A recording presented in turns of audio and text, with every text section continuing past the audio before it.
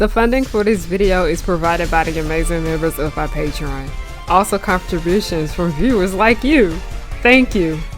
Yeah, I started from PBS Kids. What you gonna do? Fight me? Anyway, roll the video.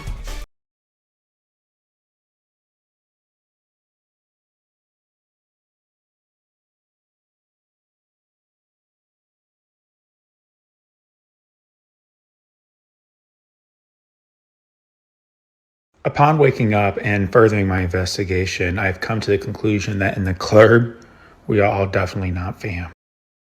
By the end of this video, you are going to realize that in this club, we are all not fam.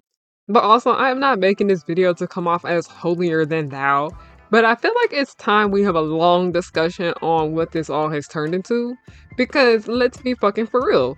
I don't like a lot of it. About 2 years ago, me and my lovely friend Veridish Joe made a video called The Nerd Community Has a Problem. And let me tell you, things have gotten significantly worse since that video was posted. And I low-key blame anti-intellectualism. So these are some things that I have been sitting on for a while, and a lot of my frustrations really can be traced back to when I was involved with the Waifu House, a female cosplay group and organization that I recommend no one join or work with because the owner's spoiled princess is literally a menace to society. I was in the group from middle to late 2023, and then I silently parted ways with them at the end of that year, and I announced in early 2024 that I was no longer a part of that community. Until it was lied about regarding why I was kicked out. I'm usually, if you heard something bad about me, believe that shit and leave me the fuck alone type of person. It really wasn't just a me problem. It was a community problem where nothing was being solved, which led me to discussing it on my blog. By the way, the owner of the Waifu House is trying to remove herself from being the face of the brand because of all the drama that had went into it. But if you go to my blog post, I went ahead and added her name so y'all will know the person who goes by Spoiled Princess is responsible for this mess. You will be held accountable. Which then led to me writing this in my zine titled The Con Journey. I don't like a clout chaser. I don't like a eater. Which also led to me writing this in me and Amaya Janelle's new book, You Still Cannot Call Me Sis. At the time of writing this essay, I feel indifferent towards conventions and the nerd community in general. I have been disgusted by the behaviors I have seen in these spaces for the last 2 years. My irritation is a contribution to the frustration I'm expressing in this piece. I'm over all these fucking people. I'm tired of being around people who don't understand there is a time and place for everything. I'm tired of all these cliques and bad business practices. Now, why was I being so harsh? Because the more I spoke to people about this last year within our subculture, the more I realized that all of these issues are bigger than what I thought. It's like there's an elephant in the room that everyone keeps looking at, but nobody won't say anything to. There have been countless times where I was at a cosplay event and someone said something along the lines of, I'm sick of this community. I'm fully aware of the whisper network that we have going on here for the sake of safety, but also avoiding people and brands we don't like for valid reasons.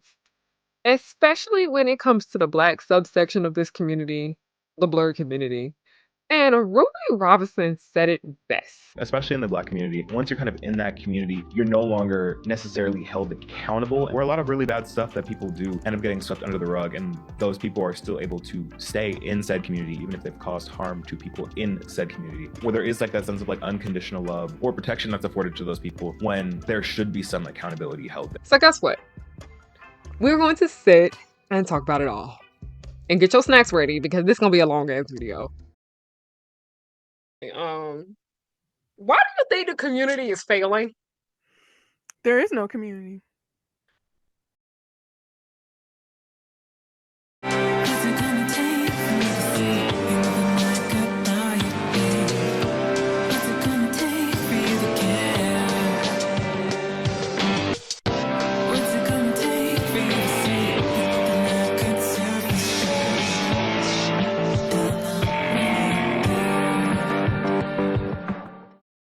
Disclaimer before we get started, because I know a lot of you in this community see everything as black and white here.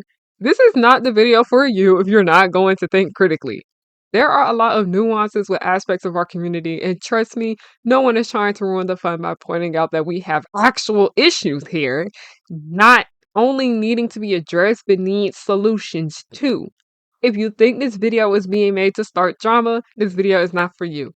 If you are not willing to have a conversation about this community, this video is not for you. Oh god, it's been a minute. Hey guys, Harriana and I'm back with another video. Hi, hello, how are you doing? My name is Harriana and welcome back to The Pirate Ship, also known as Harry Hook's Pirate Ship. I am the captain, you are not my first mate. I don't got no first mate because you wanna know why. Bring your ear closer to the speaker so you can hear me clearly. No one's worthy of being the first mate, but hi, hello, how are you doing? My name is Harriana and I like to make content based on nostalgia and family and children's entertainment and all the issues that I find within those spaces. We also talk a lot about fandom here on this channel, and today we are going to be talking about fandom shenanigans, more so with fandom IRL. As much as a lot of y'all don't want to admit it, the cosplay community is fandom. The con community is fandom. And I decided to throw on one of my cosplays, one of my favorite cosplays. It is my Karen from the 2023 Mean Girls. It was 2023. No, that was 2024. But yeah, this is the Karen cosplay. I think it's super cute. I wore this. I think this might have been my most worn cosplay that I wore last year. But before we get started, before I get into it, y'all already saw the disclaimer and all of that. I just have some shameless self promo that I want to do real quick. For those of you guys who have been watching this channel, you guys know that I am an essayist, and me and my friend Janelle, oh, I'm so sorry for butchering your name, we have published a collection of essays. The first book in the series is called Do Not Call Me Sis, and we have restocked the physical copy of that. But the second book of the essay collection, You Still Cannot Call Me Sis, which is referenced in this video that we are talking about, is now available for purchase in physical copy and digital copy. The audiobook should be coming soon. And also, this video most likely is going up on the last day of Black History Month, but I am having a Black History Month sale. I might extend it to the first few days of March because I'm kind of late uploading this video. I'm sorry, y'all. For those who find out about my sales when you watch my stuff, I apologize. Now that I have gotten the self-promo out of the way and all of that, today I want to get on here and just discuss pretty much all the problems that we have in this community, the elephants in the room that we need to address, the mouse in the room. And we're just going to sit and talk about it all. If you guys see me looking down, it's because I have my laptop sitting right here on my lap. Y'all see that cute little Raphael from fucking Love and Deep Space sticker right there? But anyways, I will try to turn this way so it won't be as if I'm looking down completely and I can still try to make eye contact with y'all. But yeah, we need to sit this down somewhere.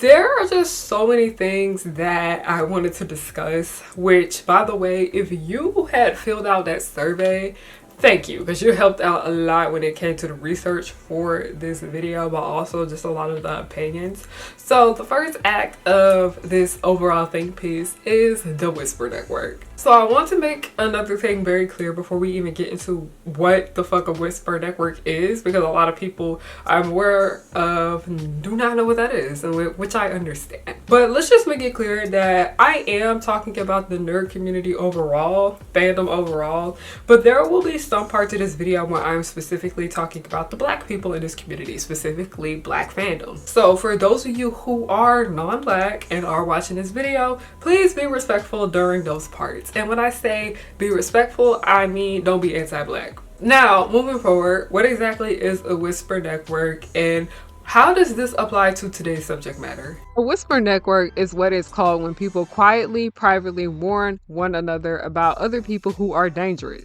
A Whisper Network is different from a report or a complaint because it deliberately avoids people in the positions of authority. You can whisper about somebody and report them, or you can whisper first and report later, or you can do one and not the other. They're totally separate things. Whisper networks have been around forever. Here's how they work. Someone gets harassed. They tell one or more friends. Those people tell other people. Gradually, the harasser gets a reputation and people learn to avoid them. Some Whisper networks are centered around a single workplace. In those, the warnings are usually verbal. Some are centered around an entire industry. In those, the warnings might be digital. Whisper networks make it possible for some people to avoid harassment, but they don't stop the harasser from trying to harass people, and they don't do anything to punish the harasser or remove them from the workplace. Because of that, a lot of people are critical of whisper networks, but we're not. Stopping a harasser is not what a whisper network is for. A whisper network is purely for warning people. It doesn't stop anybody from reporting or taking any other kind of action. Yet, as with many phenomena studied within feminism and gender, there is an intersectional aspect to whisper networks. The informal communication as the heart of whisper networks come in many forms that predate the Me Too movement and have existed outside of it historically. Whisper networks are not limited to a single context, and they occur in a wide variety of marginalized communities. Such conversations, networks, and codes as a part of infrastructure of resources that allow for navigation of differences within societies. While not without problematic exclusions, the information shared via whisper networks can provide essential answers to people who may lack influence within a given community, which employers are safe to work for, which landlords accept housing vouchers, which neighborhoods will call the police on folks they don't recognize. This knowledge can enable success or even provide for basic survival. So, while SA and SH are very relevant to the cosplay and nerd community, I have caught on that the Whisper Network does not only apply to those two situations. The Whisper Network, it exists so much more beyond that. And it's more like, hey, this event sucks, or hey, this cosplayer is kind of rude. Hey, I was not satisfied with this photographer's work. But there's one major event that I noticed that the Whisper Network is very big with, and it is DreamCon, which we have an entire section of this video dedicated to that, mainly because when it came to that survey that I had a lot of y'all fill out, plenty of you guys had so much to say about DreamCon. But also I remember at the end of the 2023 DreamCon, there were so many more people coming forward about how they just were not satisfied with the way that con was running things. But like I said, this Whisper Network has a lot to do with DreamCon, and it has to do with the fact that y'all like to go off on people who have valid critiques about how that con operates. We will talk about that convention later though. And because the more I learn about that con, the less I want to go to it, but the more disappointed I also get with it. By the way, if you are a DreamCon defender, you're probably not gonna like this video.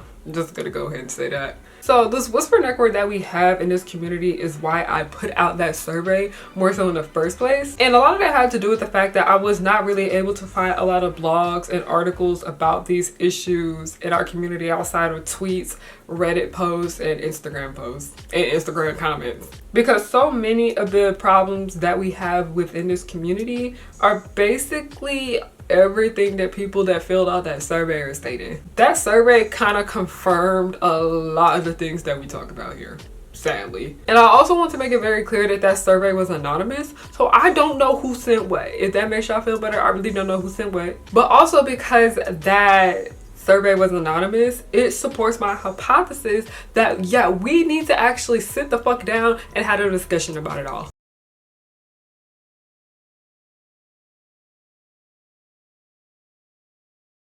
So how do we all get involved in this space in the first place? And that has a lot to do with the fact that we just have common interests. Duh, that's kind of how like communities form. Nowadays it don't even be common interest, but we gonna get to that later. But the community, so we know what happened in 2020, not the personal pan pizza. If you watch my channel, you know we call it the personal pan pizza. But also during that year, a lot of people started to discover new interests, or they started to go back to interests that they liked years ago. So we all know that when 2020 hit, numerous people found new interests and hobbies. One of those things had to be cosplay, and that is what a big chunk of this video surrounds cosplay. This video is not particularly limited to cosplay because a lot of the people that have cause problems in this community are not cosplayers, but they associate with cosplayers. And it's very interesting to say because a lot of people who have never been to a convention before 2020 are the ones who started going to cons when they started up again, because we know when everything shut down in 2020 there were basically no cons. Like people were doing cons online, but the cons really started back up in 2021, and that is where a lot of newbies to the community started going to know. And when I put out the survey asking a lot of you guys who've never really been to a con before 2020, I have by the way. I have been to cons before 2020. But I did want to know, for those who did not go to a con before 2020, what made you want to go? And you all pretty much said the same thing of, oh, I just really wanted to go to one, or I never heard of this and this is something that really sparked my interest. A lot of people were talking about how they had interest in going to cons before 2020, but they didn't really have the money or the time to go to them, or they didn't really have anybody in their community that could take them to them, which are all pretty much valid. Like, I completely understand why so many people have started going to cons after 2020, and a lot of that has to do with the fact that it was kind of shunned upon to go to a con back then. I'm not even joking. People used to be so nasty to us. I mean, they still nasty to us now across the street when it comes to us in cosplay and all that, but people used to be so much worse. They used to be so much worse before 2020. So it really was nice to see a lot of you guys talk about what made you want to come to this space in the first place, and a lot of it had to do with, you know, self-expression and wanting to meet other people that like the same things as you and all of that. But also for this video, because like I said, I think it is important to talk to the community, which is why I had that survey. For those of you guys who did fill out the survey, I contacted some of y'all. I wanted to talk to some cosplayers, and I contacted them. My name is Kiana, also known as Kiki. I am a cosplayer, a makeup artist, and a crafter. I like to craft things. I'm currently working on putting out more anime content, and I'm also working on my upcoming anime business. I guess you could say anime, but it's a clothing brand. And how long have you been cosplaying, and why did you start to do it in the first place? Ooh, let's see. It's almost been 10 years. I started cosplaying when I was 12. So I started cosplaying because I really wanted to dress up as the anime characters I really liked when I was younger. Yeah. So, and then my friend kind of pushed me into cosplaying. She was like, oh, just cosplay. And I was like, I really didn't know if I should do it, because when I was younger, I was like very insecure. I was like, I don't want to be like bullied for being a Black girl cosplaying an Asian character or whatever, whatnot. But as I grew older, I grew out of that, and I've grown comfortable with cosplaying characters with my Black skin. So yeah, I did start cosplaying like in high school, so I was like, okay, we're close to that range. Mine was middle school. Yeah, I was I get it. I was scared, like mainly because I was scared of like what my classmates were gonna say about me. I stopped caring. Like, who cares what people have to say? Yeah. That's how it was until I think I cosplayed. Who did I cosplay? I cosplayed a popular anime character like every kid knew, and they was like, "Oh my god, that's so cool!" So that's what really like pushed me into like cosplaying even more. And do you remember what your first cosplay was? Yes, my first cosplay actually was Pitchit from Yuri on Ice. Okay. From Yuri on Ice. I loved, like when I was in middle school, my friend put me on Yuri on Ice, and I loved Yuri on Ice, and I loved Pitchit because he was kind of like me, just like very happy and very bright. Okay, the next question I have: what are some positives that the community has brought to you? Some positives. Yeah. The community has brought. Before we get into all the bad stuff, we gotta talk about the good first. Yeah. So some positives is that I've met wonderful people, including you, within the community, and I've become close to you guys, and all y'all are so welcoming. I also have been learning a lot, like different tips for cosplaying and like different things. And I've also like been able to comfortably express myself as a Black cosplayer. So that's some positives. Yeah, I agree. Because I know when I did the survey, there was one response that really made me go like, and I'm not sure who sent it. By the way, I don't know who sent what in that survey. It's really anonymous because somebody snapped on me in that one. I'm trying to figure out who did it. I was like, don't play with me. I'm trying to figure out which one of y'all did that. I ain't mad, but I had said something about how TikTok has ruined a lot of things. It has. But I also will sit here and say that I think TikTok has brought a lot of good to people, because a lot of people were saying that TikTok, even though it does have its issues, it is what helped me connect with other Black cosplayers. And that was Mhm. something that somebody sent on the survey. They were like, I know that app got its issues, but that's how I was able to be other Black cosplayers. So I was like, okay. Because I remember back in the past, it was hard to find Yeah, like it was Black hard. cosplayers. Like I remember, I like it's this one Instagram page called Black Women in Costume.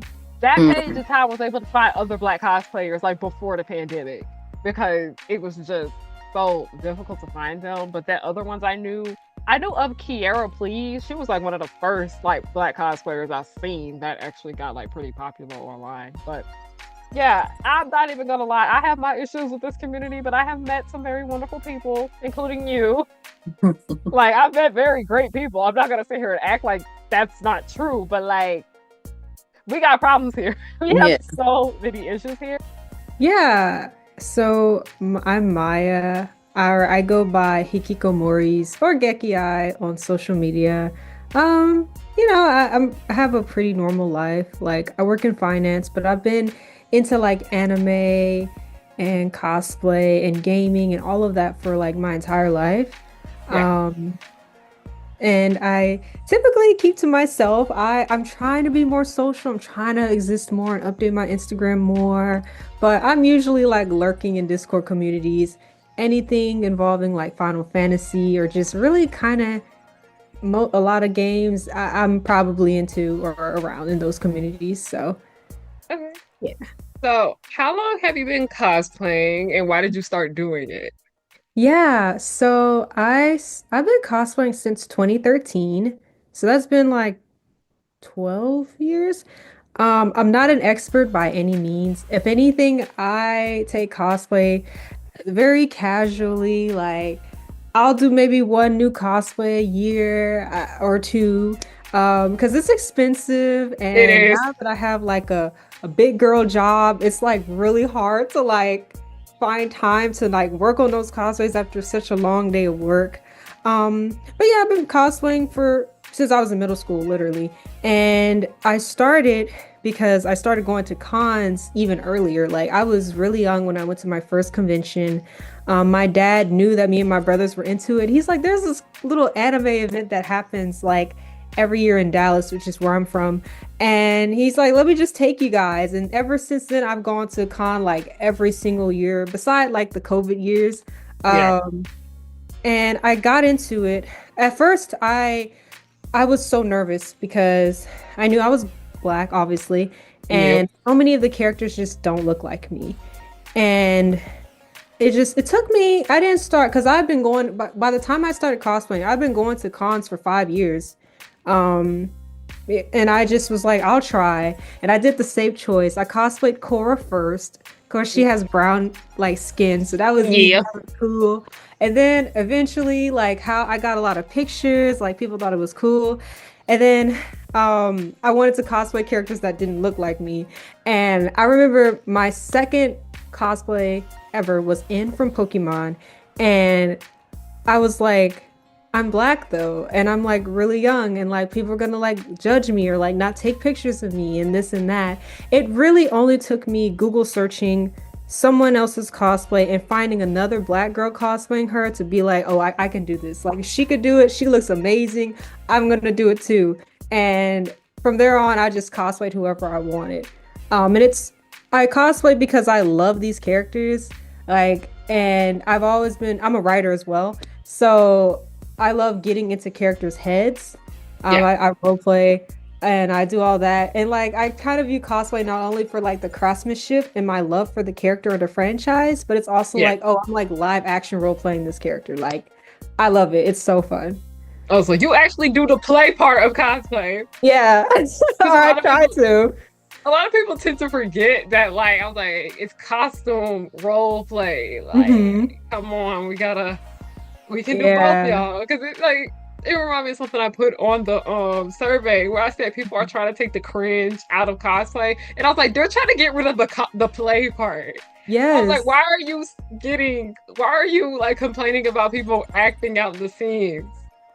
Right? It's Like, like, that's no, that's like the best part. Like I remember I wanted so badly because, like, in the 2000s where they had all the like cringe little anime dances and stuff, and like Yeah. making your characters do it, and you're in cosplay.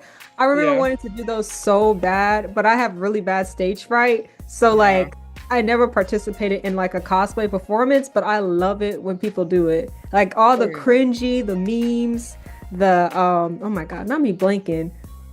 Like I love it. I need that. Like cosplay is just then a fashion contest, which I feel a lot of people have turned that into now. Like a fashion contest, beauty popularity A contest. clout contest. Yes, A it's clout like contest. it's that element's always been there, but I feel like over the past few years it's gotten so much worse, and it's so frustrating. I just, anyways. Okay, my name is Cosplay Ancestor Airy. I've been in the cosplay community since the early 2000s. My first convention was Anime Expo 1999, but I started cosplaying at Animagic 2000 as Utena. I am also an author, blogger. I just love writing about fandom. I love going to conventions, writing about them.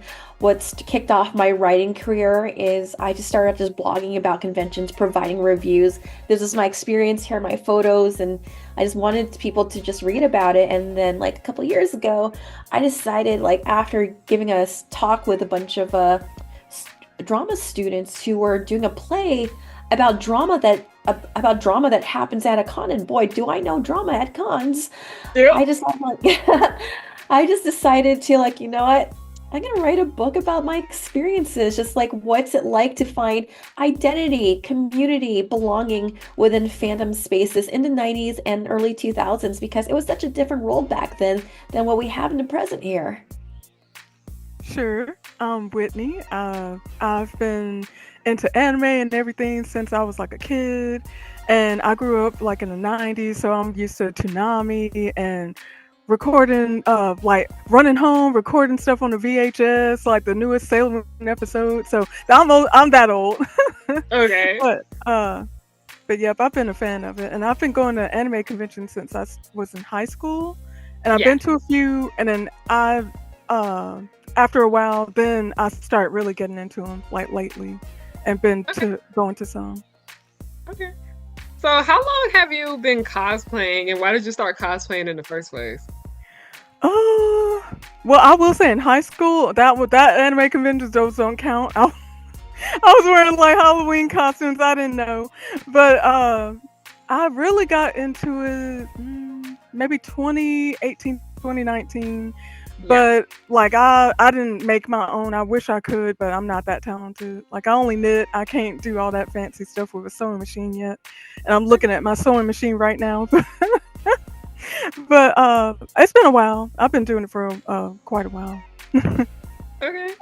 Oh wait, So and you said why I got into it. yeah, like why I did you get into it? I love anime, and when you go to conventions, even if you don't wear a costume, you really start being like, "Oh, that's a cool costume. Oh, that's a cool costume. This is fun. Look at all the camaraderie everybody's having. Camaraderie, Yeah. sorry." And I was like, you know what? I'm just gonna bite the bullet. I'm gonna buy a costume and have fun, and I love it. It's so fun, especially when people ask, like, if they know who you're cosplaying and they want to ask for a picture. That's really nice. I mean, that makes me feel good. Yeah. I used to not cosplay when I go to cons though at all. And that's what made me, because I was like, oh my god, everyone looks, because I used to cosplay, but I would be too scared to wear my costume like to the Oh yeah. convention. I don't know why I was just too scared to wear the costume to the convention, but like I'm gonna do it because of costume. No one's gonna stop me. And it felt so fun. Like I'm like join in, like what it was about me where I felt like I couldn't dress up. I don't know why. Well, But I'm shy. I'm shy, so that's why I didn't for a while.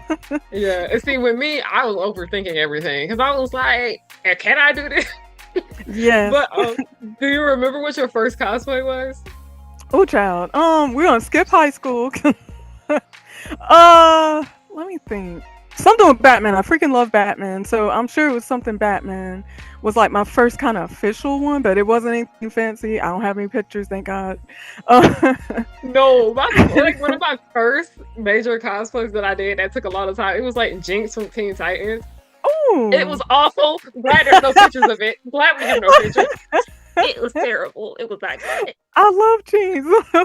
Well, at least Redo if that you costume. try, I love when people try. That I tried. I was like 14 years old. I tried. That's all that matters. So, the next question I have is, what are some positives that this community has brought to you?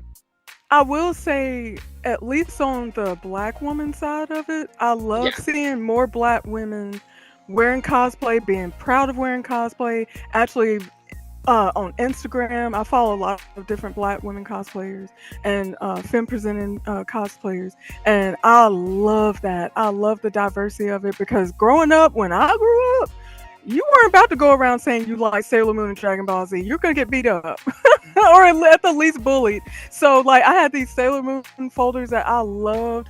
I kept those suckers at home because, like, back then it was serious. Like you didn't go around wearing your little anime shirts and stuff. Now you can see I got my Sailor Moon shirt and Sailor Moon jacket. But that's what I love now. I love that now you don't have to be ashamed of wearing cosplay, and everybody's actually wearing it. Met the Stallion actually she loves anime, and that helped too. So that's a positive aspect. I like actually the diversity of it because you weren't seeing too many Black people wearing cosplay back in the day. Yeah. And let alone wearing a shirt. Like, you might see a Dragon Ball Z shirt every now and then, but or a Sailor Moon shirt, but you weren't going around with it like it is now. So that's a positive aspect of it. Yeah, I remember I was in 5th grade and I was reading Fruits Basket in class. Yep. My teacher she was so confused because she kept thinking I was reading the book backwards. Like, Yep. that has happened to me so many times when I was younger. Like, I was reading Fairy Tale like one time too, like in 5th grade. Okay. And like people were like, why are you reading the book backwards? And I was like, oh no, you're supposed to read it this way. Yep. So I get that about how it feels like back then people didn't even like try to understand it. They did not. They were like, what is that geeky stuff? You ain't about to do all that.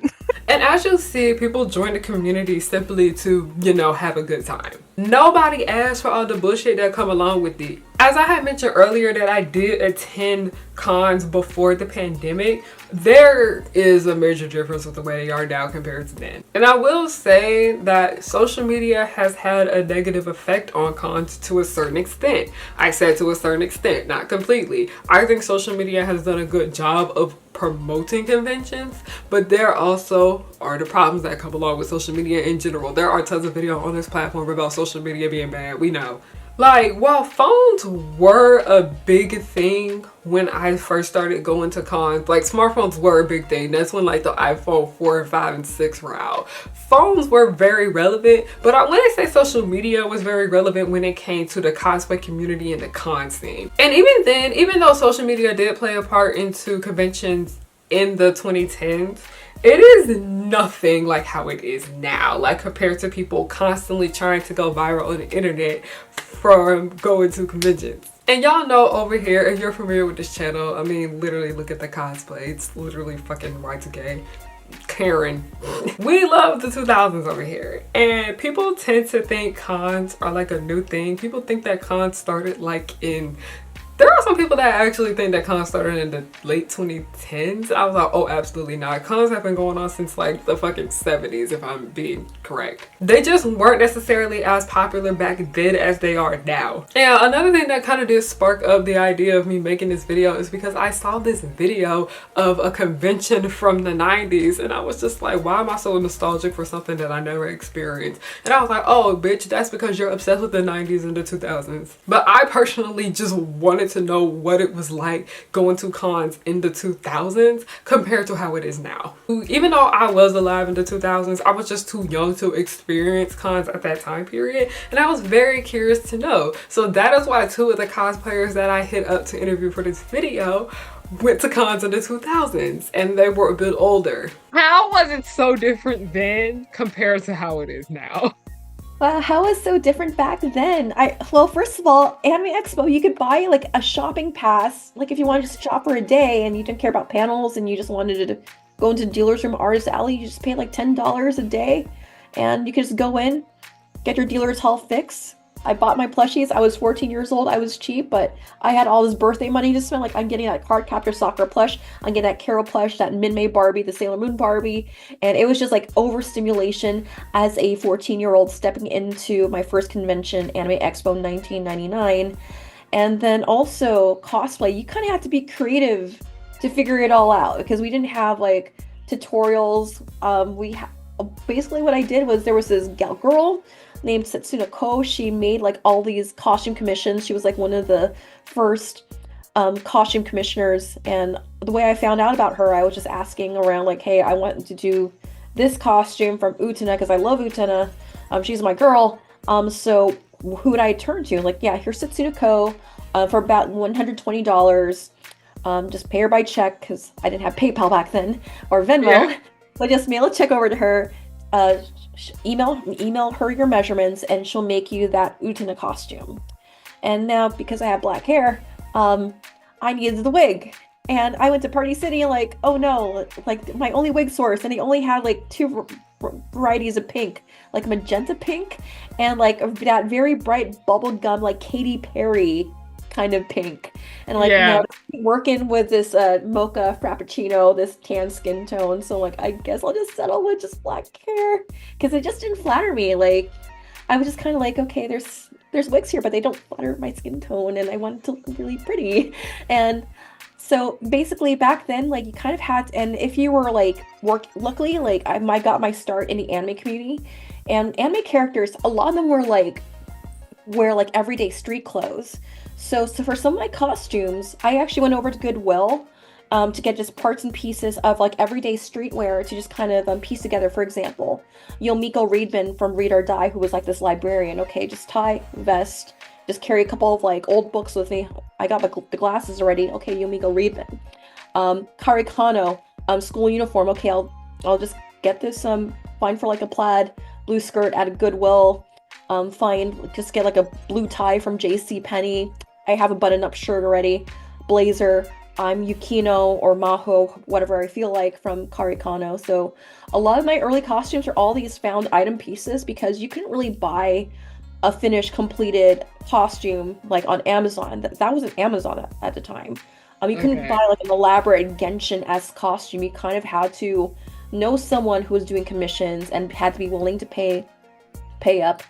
Wait for a couple weeks because these were all custom made to your measurements rather than getting something that was mass produced by like some company out in China that specializes in cosplay.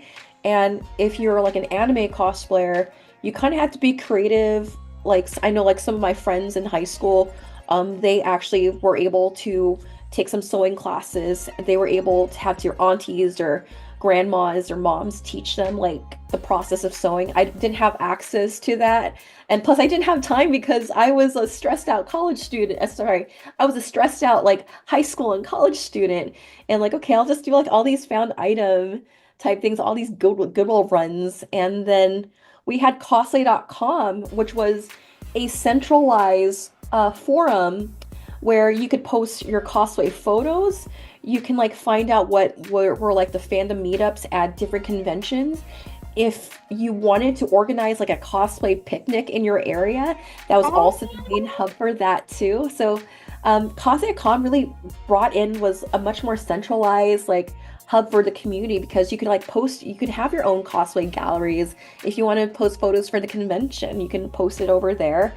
If you wanted to share your convention reports or like convention videos, you could also just link it there too. If you wanted to know who took your photo, there was like this thread listening like, yeah, if I was cosplaying as blah, blah, blah, blah, blah, blah, blah, blah, did you take my photo? And people would like link you to the photos they took because we didn't have like tagging on the site then. And if you wanted to get like photo shoots, like nice photo shoots, like you had photographers on cosplay.com that work with cosplay.com. If you pay them like $30, they'll give you like a half-hour photo shoot at the convention. So you could also easily just get a prearranged photo shoot there. And it was a centralized hub for as long as it lasted. So we can kind of figure out like, okay, the next cosplay gathering or the Naruto gathering is going to be at this time at Anime Expo. We're meeting here. So I thought it was a very nice centralized hub, and it did a lot for the community. Like Later on, cosplay.com, they would start selling cosplay wigs. So I didn't have to worry about like finding like wigs that like clash with my skin tone, because now they offered a variety of color, and they also offered like a lot more than your average like Party City store or costume store. So I really appreciate that service from cosplay.com. I really felt like, as while it did have its flaws, while it did have its flaws, it was centralized, because I kind of feel, compared to today when we're thinking about like where are we going to go to socialize and post our photos, with the way the world is right now, it's like, okay, where do we go? Do we go to Threads, Blue Sky? What's going on here? Yeah. The algorithm sucks, and like, but cosplay.com was very centralized, and like people would just comment on your photos. You can find a request for resources. So I've always liked that about cosplay.com. Okay, that's cool. The fact that, because I have been on cosplay.com recently, and when I found out how old the site was, and I was like, oh, so this is where y'all went for cosplay before like we had Instagram and all of that. Okay. Like I was actually like really impressed, because people used to post like their cosplays on DeviantArt and stuff like that. I was just like, okay, everything just, I don't know. I saw a video, I think it was posted by like Cosplay America, and they were they like showed like pictures of like cosplayers at a convention in the 90s. And like, I don't know what it is, but it was just like everything just looked so different, and I love it. It's just like, because nowadays, like with like the younger con crowd, a lot of them, because I technically am a part of the younger crowd too. I'm like in my mid-20s. A lot of them kind of are like, they focus so much on the social media aspect of conventions.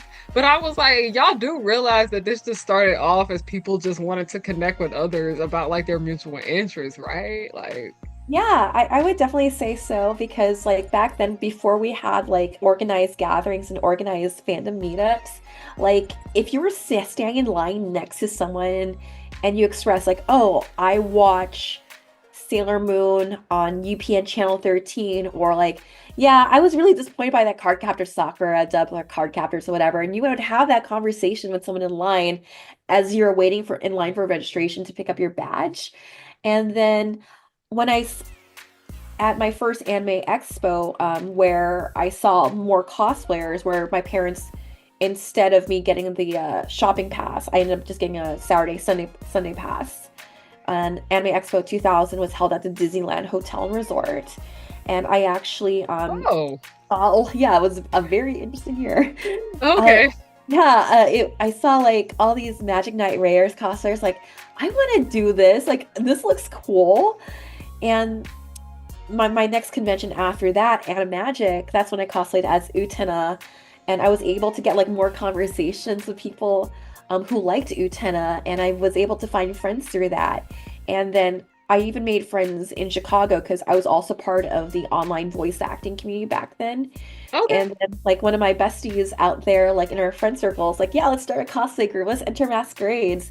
And she ended up cosplaying as like Anthe, who is one of my favorite OTPs with Utena. So like, yay, sword begins. So we ended up doing that at Anime Central in 2001. So, and then like at Anime Expo 2001, they had like this huge like fighting game gathering, and like I've never played this fighting game before, but I really want to be a part of it, because you guys look like you have a lot of fun. And one of my guy friends from that group was like, yeah, like you're more than welcome to join us, like you can totally pass for Kyoko from rival schools. The costume is really easy. All you need is this, like a red sweater, short skirt, tights, lab coat, necklace, clipboard. You already got the glasses. Like, okay, yeah, let me do that. And then in AX 2002, I ended up joining that gathering. And like, even though I've never played the game before, I just had like a lot of fun with just doing all these fighting game poses with like all these Capcom versus SNK people, because that was a lot of fun. Like, I didn't have a Dreamcast to play rival schools, but I still had like just one of the best times there, and everyone there was very friendly. I felt like there was no like vibes of like gatekeeping. I mean, yeah, there was like elitism drama that did happen back then. Because even though I talk positively about cosplay.com, there was a darker side to it. Like I do remember part of cosplay.com, there was like a serious discussion kind of board. And the attitude back then when it came to issues of racism, sexism, and so forth, you kind of had to keep your head down and not mention anything about it because, oh boy, like the times where I can say I've experienced sexism, misogyny, and also, strangely enough, racism against being Asian in the anime community, whether I was not light-skinned enough because, hi, I'm a brown Asian. Like, oh, what a shock. The people in this community are so colorist. Like, oh, it's bad. It's so bad. Yeah, I'm it's so sad. sorry Like, you had to deal with that. I've dealt with photographers that like we would do like these group shoots of flash forward to my like Love Live cosplay days that they would focus. I mean, I love my gal pals and all, but they would focus more and take more photos of the girls in the group who were like the lighter skinned Asians. And then like they would just only take maybe 1 or 2 photos of me because I have like the darker skin color of the group. Like guys, like no. And I do remember one of the masquerades the cosplay contest that I've entered in. I was shocked to find out that the best in show ended up part of their techniques was brown face. Was just shocked. Oh no. And here I am. I entered this masquerade, and I had like this showcase of a lot of the different types of cosplay work that I do. I did found item. I built like this yellow ball gown from scratch, which was like one of my first projects I worked on. And then I couldn't really, back then I didn't have the language to express how upset I was that a group that utilized brown face took best of show. I didn't have the language back then to describe just how angry I felt. I just went back to my hotel room and I just kind of just stared off in my hotel balcony and just like, I just don't know how to process this because I just don't have I didn't have the language back then. And honestly, I'm just happy now, for better or for worse, that nowadays we have the language and we have the community as a whole has, for the most part, has said enough is enough when it comes to sexism and racism and at times homophobia, especially in the anime community, because one of the reasons why I kind of stayed away from like the yaoi community because, oh boy, that internalized misogyny is real. And that bi erasure is also real too. And I just was trying to figure out, because at the time I was just figuring out myself, because I identify as a bi woman. And I just kind of felt like, wait, I know these folks here. I'm getting the queer vibes. Like when it comes to like YaoiCon and yaoi spaces, like why do I feel like I'm a stranger here? And because I just kind of started just seeing like just how like young people at the time were just fetishizing and sexualizing male relationships and thought that was just the only thing that existed in queer culture. Whereas, hi, I'm a bi woman. I'd like to also see more of my favorite, because I was also really into a lot of queer women in anime, like Utena, Dear Brother, Rosa Versailles. I wanted to see more of that, and I was hoping I would find that in those spaces, and that those type of relationships would have been accepted there, because like, okay, you like the guys, now how about the women who like women who like women? And there was not a space for that there, and I honestly just kind of kept myself in the closet for the longest time, because I didn't really feel safe coming out in the anime and in the cosplay community. I'm in the anime community, because like, is my identity going to be fetishized? Is my identity as a queer woman? Because like apparently there is love for queer boys if they fit into certain yaoi aesthetics, the top and the bottom ukeseme. But I'm like, but just as a queer woman, where do I fit in all this? And I've always kind of felt unwelcome and uncomfortable in those spaces because of a lot of the internalized misogyny that was in there, because a lot of times they like have like unnecessary like hate for like a female character that went in the way of their ship. They still act like that. Wear masks. Yeah.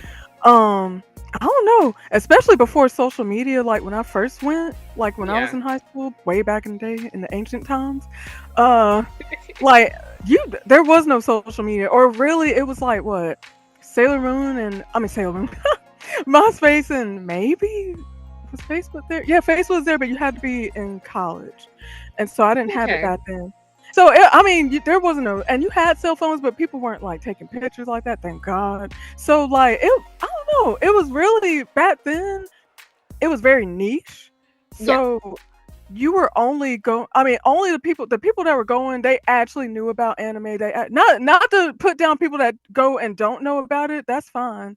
But Yeah. like, it was very tight. It was tighter in a more niche community because you were gonna get made fun of going. So I don't know. It was like, I don't know. It was more close and kind of more of a camaraderie because everybody is going there because they love anime in some way, even whether it was shojo, shonen, all the different ones. Everybody was actually there, and actually, it was more for the love of anime, and nobody They was going to actually, make fun of you for like an yeah, anime back then in those conventions. And like also, they actually I liked will it. say, yeah, they actually liked it. They weren't doing it for clicks and likes because we didn't have that back then. So you were actually going because you actually liked it. And I will say, going to stuff now, like it's good, but you could kind of tell when people are there just for, like the For the content. clicks and likes. Yeah, yep, For the for clicks and the likes. clicks, yep, for the clicks and likes and the content versus people that are actually there because they like anime. And like I said, you don't have to be familiar with everything and all of it, but I Yeah. do miss the fact that you didn't have to like second guess why people are there, or if they're just there for like social media content and then they bounce just to make fun of it. Like, I'm gonna get on that a little bit because Oh, we gonna talk about him. yeah, We gonna talk about yeah, yeah, because I was at that convention when he was doing all that mess. Now I didn't see him, or I didn't see like the stuff he was doing, because me and my sister, we do what we got to do, and then we go eat and bounce. that But baby. but yeah, I heard about that because I heard people. I went the next day and heard about all that. I was like, that. Oh, I can't stand that. So you paid all that money to go to convention just to waste your time and just to get some clicks and views. That irritates me so bad. Now, as you guys are watching, this is probably the most positive section of this video. We are about to get into the issues that we have within this space. We're about to get into the problems. Buckle up. Buckle up, buttercups.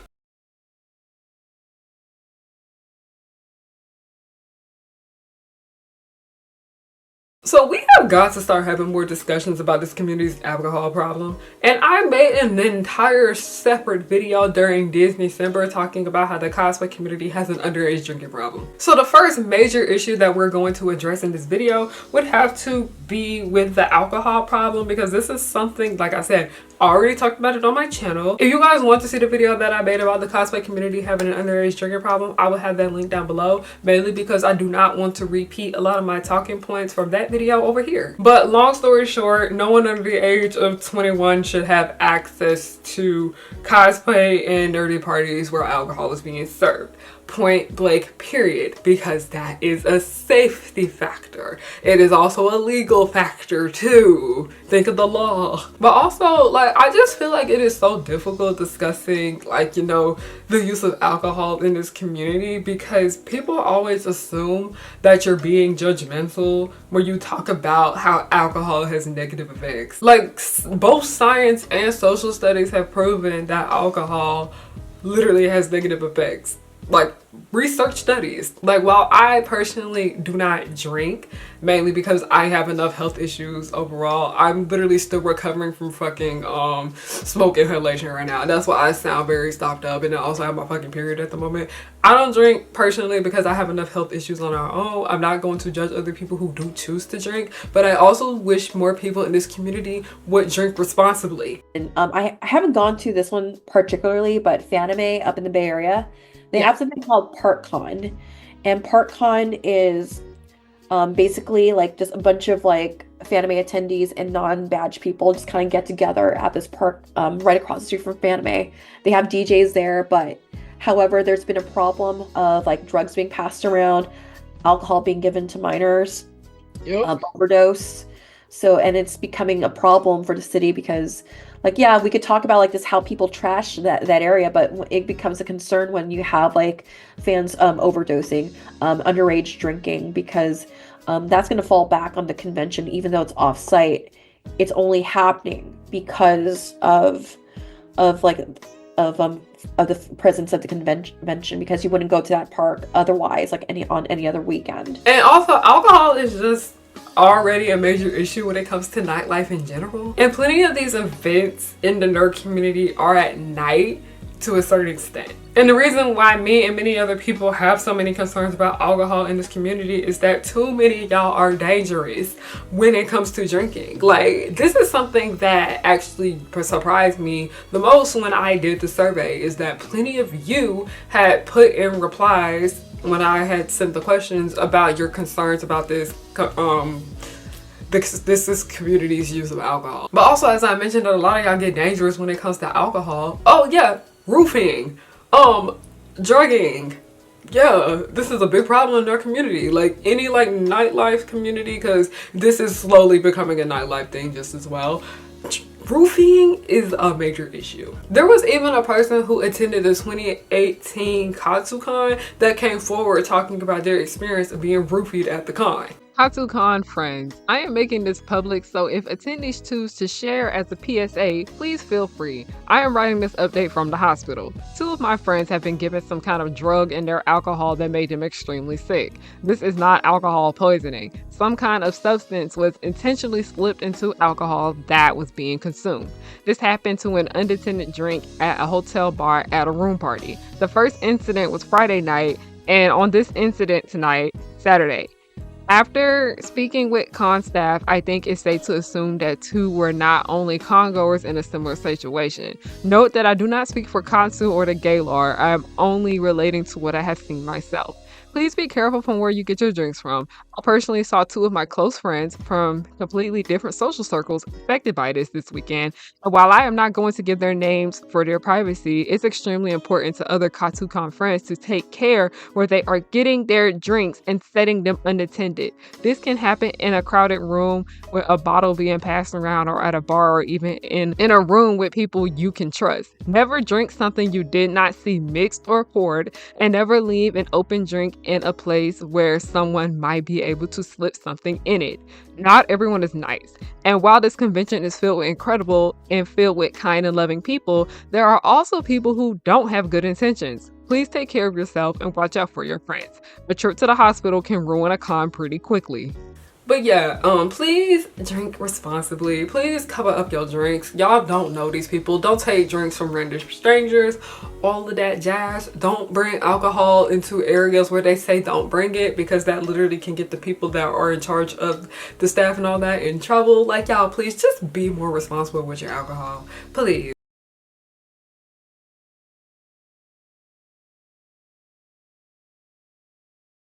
Yeah, a lot of y'all don't know how to like follow basic ass rules. So at the 2022 MomoCon that I was in attendance at, infamous cosplayer and pain in the ass Whole Wheat Pete put a hole in the wall of the Georgia World Congress Center. And one thing that kind of irritates the shit out of me with this is that he joked about it. Like, he literally joked about vandalizing property. Okay, no, don't do that. But also, knowing that Whole Wheat Pete did that shit in 2022, and then looking at all the little shenanigans that he had done for the next 2 years in this space, I'm gonna call out why a lot of y'all did not see that hole in the wall as a serious situation, because a lot of y'all do not take public vandalism seriously. It also has a lot to do with the fact that a lot of y'all in this community act like y'all don't got no home training when y'all go to a con. Like I had mentioned with the alcohol problem that this community has, a lot of y'all don't drink responsibly. Like I say, a lot of y'all don't act like you got home training when you go to these cons, but also a lot of y'all just don't know how to follow basic rules. But also, you do things that we feel like we shouldn't have to tell you. We shouldn't be telling you not to do these things. Because somebody else had talked about how drugs get passed around a lot at conventions, even though these buildings prohibit drugs being in there. Like, I feel like we shouldn't have to tell y'all to bring substances in here, but we have to do that because y'all don't know how to, like, Like I said, the thing about like y'all got no home training, y'all just walk into a building and think that you can do whatever you want. People always make up excuses for whole repeat, just anything that white men do, cishet white men specifically. But people were just not understanding why a hole in the wall was such a big ass deal. And I was like, do y'all not realize that if we do not respect the space that these conventions are in, y'all do realize that the con will not be able to be in that venue anymore, and then they'll have to go find somewhere else to be in there. Like, a venue can literally shut down a convention if the attendees are not acting right. And usually a lot of the cons have to abide by the convention center rules. A lot of these conventions usually take place, like, you know, in convention centers, but they also take place in hotels. Usually they have to abide by their rules, and I get it. We can sit here and talk about how staff can sometimes be pain in the asses, okay? We can sit here and talk about how they come up with very outlandish ass rules. We can have both of those discussions, but also this is just more so focusing on y'all doing things that they clearly say are a problem and are disturbing, and y'all continue to do them. Because y'all be literally trashing these buildings. Y'all literally be sneaking drugs into these. But like I said, if the attendees are not behaving, it literally will lead to the con not being able to be hosted there anymore. And that's why it bothered so many people when he did put that hole in the wall, because MomoCon is one of the biggest conventions, I'd say, not in just Georgia, but even like in the southeast region of the United States. And the Georgia World Congress Center is one of the biggest buildings in Georgia, period. So if MomoCon cannot be in the Congress Center, where the fuck are we gonna go? Because MomoCon originally started at fucking Georgia Tech in the exhibition hall, and I am literally going to Georgia Tech this weekend for their one-day convention called RecCon. If you're going, see you there. It literally, no. MomoCon has gotten so big, it cannot fit in that exhibition hall they have. And the exhibition hall is pretty decent size. There were a lot of people that had attended RecCon last year, and I'm pretty sure there are going to be more attendees this year because we have another building. So if more people continue to fuck up the property, they continue to trash it, they continue to, you know, fuck up the building, all of that stuff, take illegal substances in there, they're gonna shut it down and we're gonna have to find somewhere else to go. Where the fuck are we gonna go? We can't go to the Congress Center. I know we sit here and talk about how we tired of all our conventions in Atlanta being in the Congress Center, but if we can't go to the Congress Center, where the hell are we gonna go? Where are we gonna go? Because conventions have just gotten so big, like the bigger ones, they all just kind of have to be in there. Like, there are other areas in the Atlanta area and in Georgia that have other cons, but they're usually smaller. But the big stuff, it's either, you know, it's gonna be in the Congress Center, or they have to do what they do with Dragon Con and go to multiple different hotels. I personally can't stand that. But I did talk a lot to Erie about this because, as I said, she has been going to the con since 1999. And I did want some details about how cons shutting down because attendees didn't know how to act right. And I also do remember that Izzy's on YouTube, they had made a video talking about Rainforest, and it was a convention that pretty much ended up getting shut down because the attendees were being like awful and they didn't want to host the con anymore after that. Because and also our reputation and our relationships with various venues. Like, I went to this convention in LA once and the floor just reeked of weed and alcohol. Yep.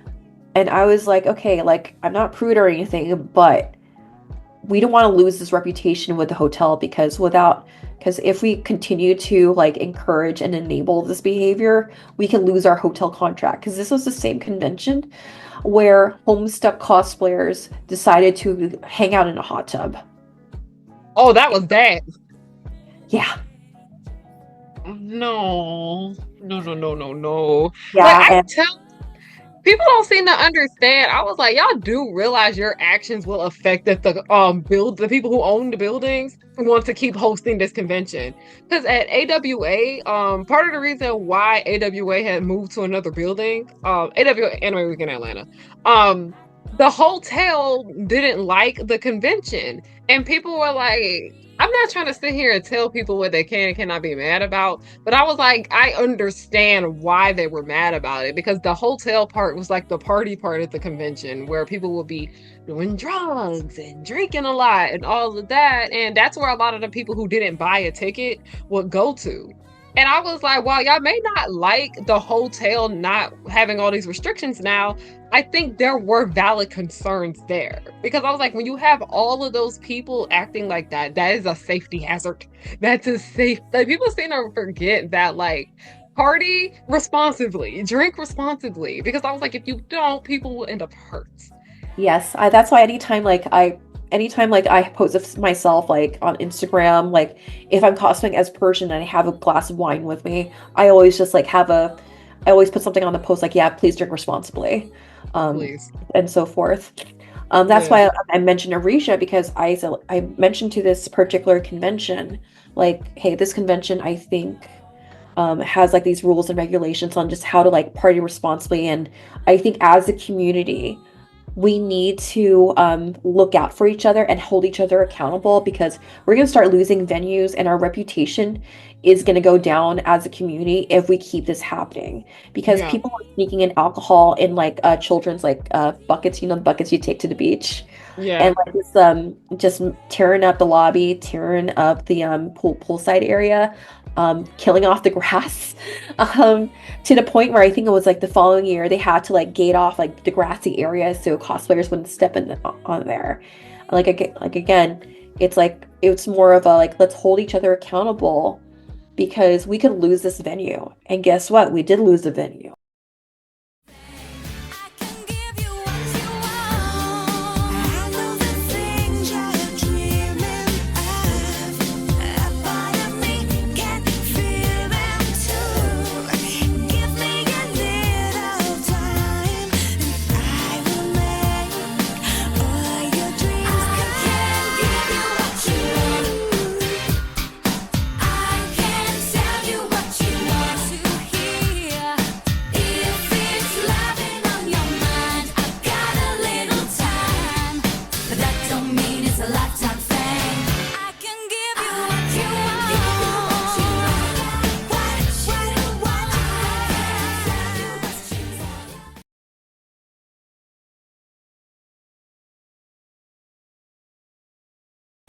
With any community that is online, I will say that there is a clout problem. Also, yes, we did an outfit change.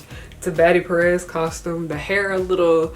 Listen, we curled it, it fell out, it's whatever. When it comes to the current state of the cosplay community and the nerd community, and just any community that has a lot of traction online, pretty much any subculture I'd say nowadays pretty much has like a clout problem. And clout is something new. Clout has always been a thing before social media, but I feel as though we cannot talk about the way our community has changed without talking about TikTok and the effects that it has had on that. That's why I had to sit down and ask y'all how y'all felt about what TikTok has done to this community, and y'all had a lot to say.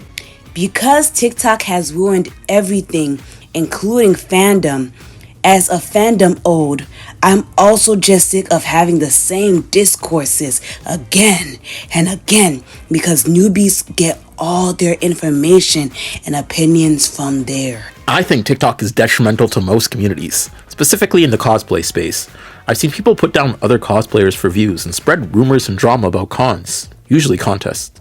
I think it gives certain people superiority complexes when they have success on TikTok, and I also see in how discouraged it can make people when their content doesn't do well. Yes, what I said above about attention seeking, but also TikTok is known for hurting many communities and promoting anti-intellectualism, black/white thinking, and pushing creators who are minorities to the bottom. There are many other documented issues with this app that you can apply to cosplay and fandom. In some ways, yes, but also I think cons are becoming more mainstream due to anime and animation in general booming during the pandemic. People are finding ways to connect with people who like similar things than they do without the need to be online all the time.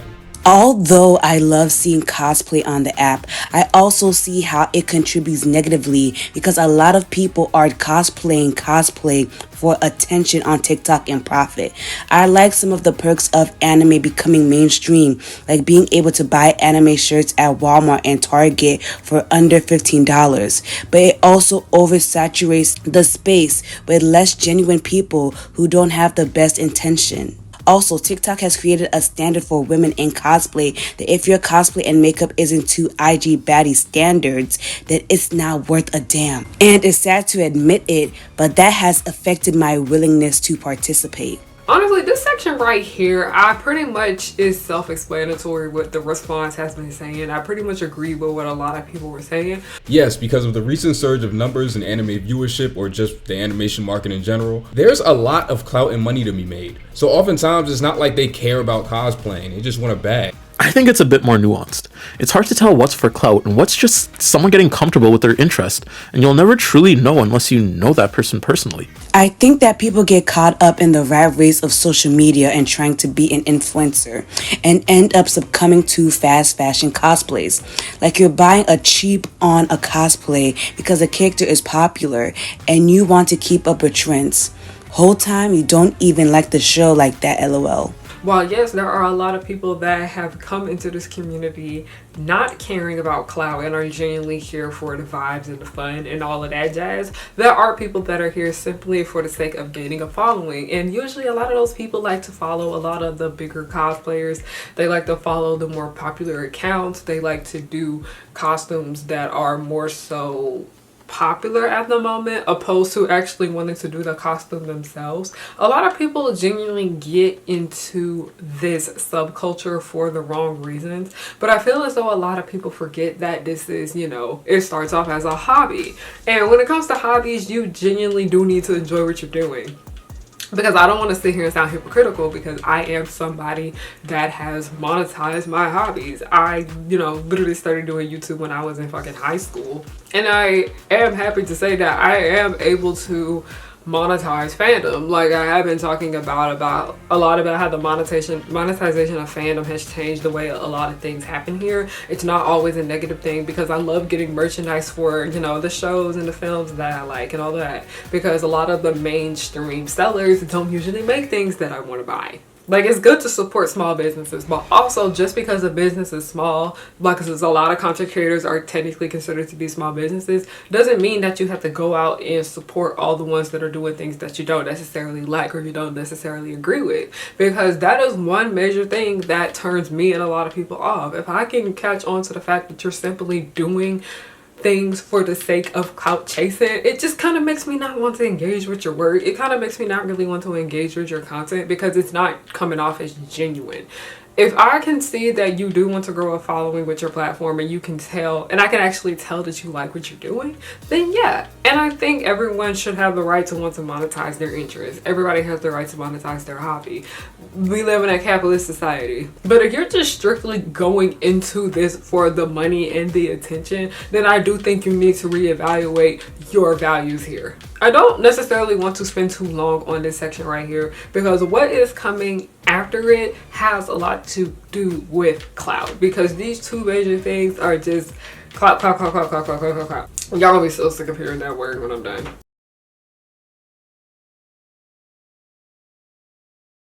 Okay, we were on the section of the video that I know a lot of y'all not gonna be happy with me about, but we need to talk about. Hi. But we need to just sit here and talk about how a lot of y'all kind of only see this community as a giant ass party. And what exactly do I mean by that? So first of all, partying is nothing new to the cosplay and nerd community. It's nothing new to fandom, okay? This isn't anything new. And like, yeah, if you want to drink, you can go ahead, but no judgment if you don't. So I thought that was pretty nice. And also, the nice thing about Erasure is they also had, like, yeah, in the program guide on the website, they had, like, guidelines on how to, like, host a safe, like, room party, how to be safe when partying. Like, okay, that's nice of them that they're looking out for us. Okay. Whereas in the anime convention scene, oh my goodness, that was worrisome. So, I didn't do a lot of parties in the early 2000s because I was dating a straight edge at the time. And we did have room parties where like our Prince of Tennis cosplay friends would just kind of like just bring drinks and like, yeah, we would just kind of, you know, just have a few. And then, or sometimes like if it was like a 1-day convention, our no idea of an after party would be us at Denny's in cosplay, just singing Avenue Q, scaring all the normal people. So there was like different degrees of partying, but I think like when parties started to get really, really out of control, like I would say in the late 2000s, early 10s, from what I've observed. That's when like more and more people were coming in, and to a point where I was starting to feel concerned for the safety and well-being of attendees. And before we go any further, because I know y'all like to tussle, because one of y'all did try to get smart with me on this survey about this section, completely missing the mark. But I ain't, like I said, y'all better be glad I don't know who sent what on this survey. People are free to go to a convention for whatever reason they want. Okay, like let's go ahead and start that there. And if somebody wants to go to a con to simply meet a guest and get their autograph, they are free to do so. Y'all see what I did there? Y'all see what I did there? Did y'all catch that shade I threw specifically? I'm gonna go ahead and explain it because I feel like a lot of people didn't get that. But in the 2023 DreamCon, there was a person who posted a TikTok about their horrible experience at the con, talking about how it just was not, you know, well organized, which should have been the main focus of that video. But everyone was eating her up over one thing that she said, where she said she simply came to the con because she wanted to meet one of the guests. Let me tell y'all something. If y'all asses can only go to cons just to fucking party, she had every right to go to this con simply to just meet a guest. There have been times where I have simply gone to cons just to meet a guest. I'll go ahead and admit it. I have no shame in it. Now, let's move forward. Now, the more this video goes on, you start to see that fandom and our interests, the plot starts to get more and more lost along the way, because you're like, wait a fucking minute. All of these problems are happening in our community. Yeah. One thing I have noticed with a lot of people that are really into the party scene when it comes to fandom, that kind of is the only thing that really catches their interest. Like, they don't necessarily care to make these events nerdy, if that makes sense. Put a pin on this because this is something that I will bring back up later. And not to bring the waifu house up again, but before I go any further, I feel like I kind of need to explain what the waifu house actually is, or what it was supposed to be. To simply put it, it was supposed to be a collective of female creators who have common interests in things such as cosplay and gaming, and working together with these interests. This group was also supposed to be an agency just as well, which would help its members get networking and job opportunities. This group was also meant to give back to the community just as well. We did not do any of that shit. None of that. That was not it mostly. The only thing I really saw the group do before I was even in it were two things: photo shoots and parties. When I got in the group, I assumed that this was more so going to be focused on cosplaying and networking and modeling and brand deals. But partying was a major focus of that group. And I just kind of said okay to it. Personally, I didn't mind it too much at the time, because like the more and more I think back at it, the more annoyed I get with it. But the reason I didn't really necessarily get annoyed with it at that time, because I just saw like me having to make a party appearance or like helping with this party as a job. And I told myself that this was just something that was a part of being in a waifu house. If you want to be here and get these other opportunities and all of that, you're going to have to do some of the things that you don't like. And yeah, all of us have to do things at our jobs that we don't like. Y'all, this ponytail, it was cute, and now it's like, I don't fucking know. But during my time in the waifu house, I had started to notice that so much of the community was starting to be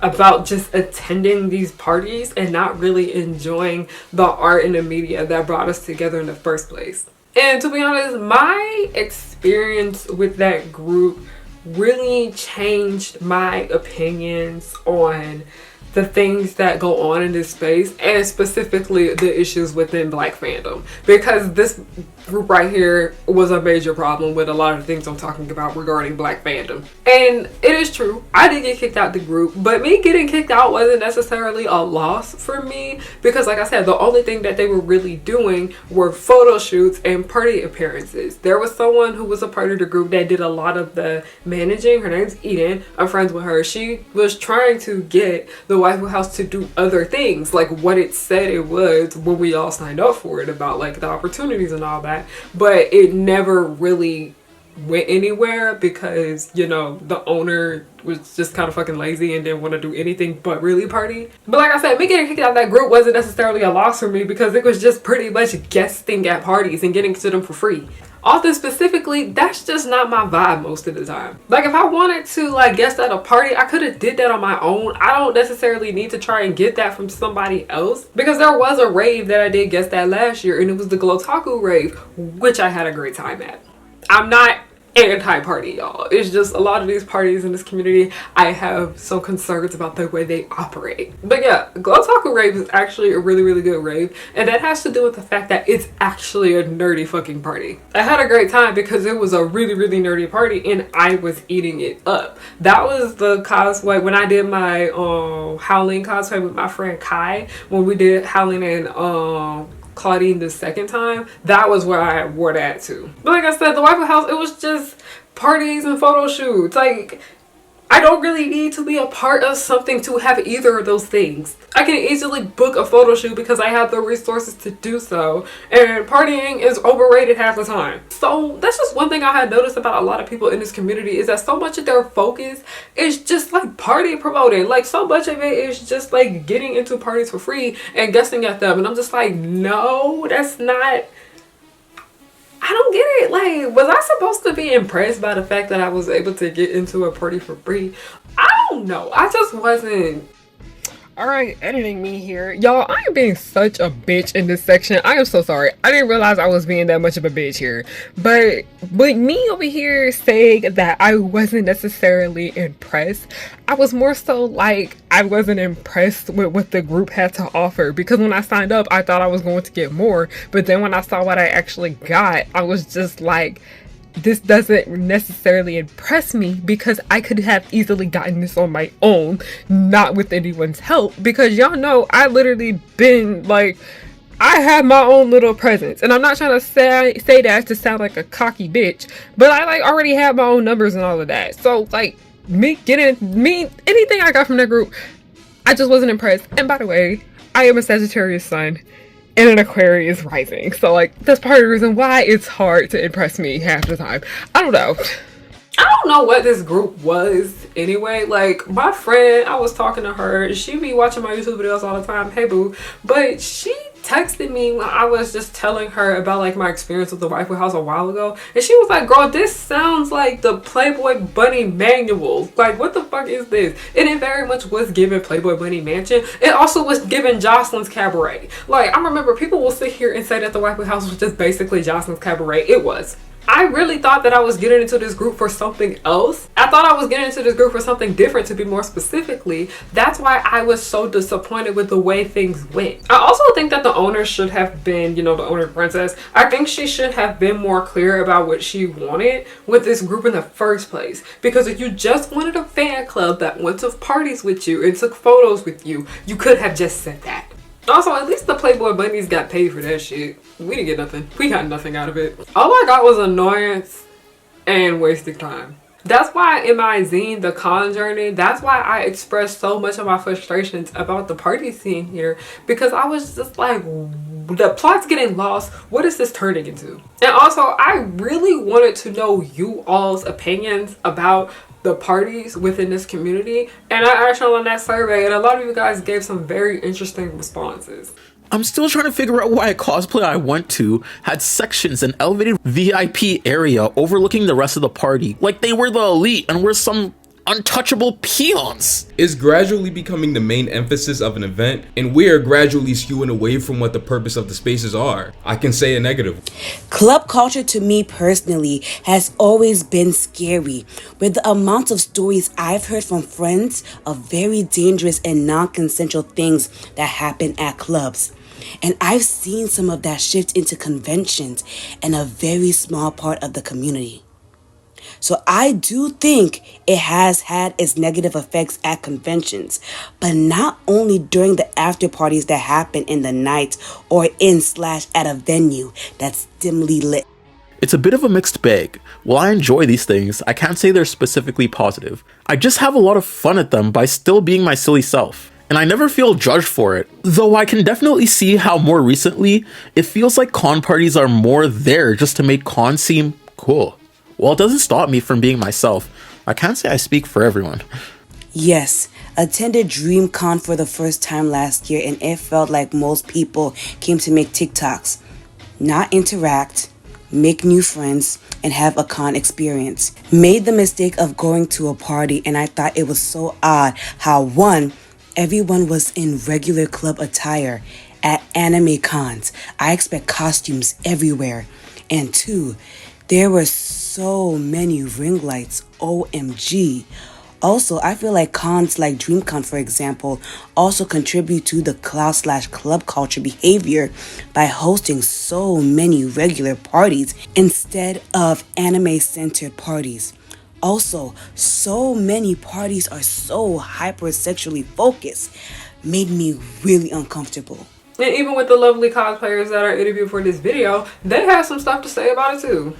Yeah, I 100% agree with you on that. And maybe my experience might be a little smaller compared to others that you interview, but I think when I went to DreamCon, I was very surprised how many after parties were like being advertised and like the tickets and all of that. And I'm gonna be real with you, I was going to cons at the time when the only like after party thing was the raid, you know, the rave, you know, the rave, yeah, with the bad EDM anime, like, and I be having fun.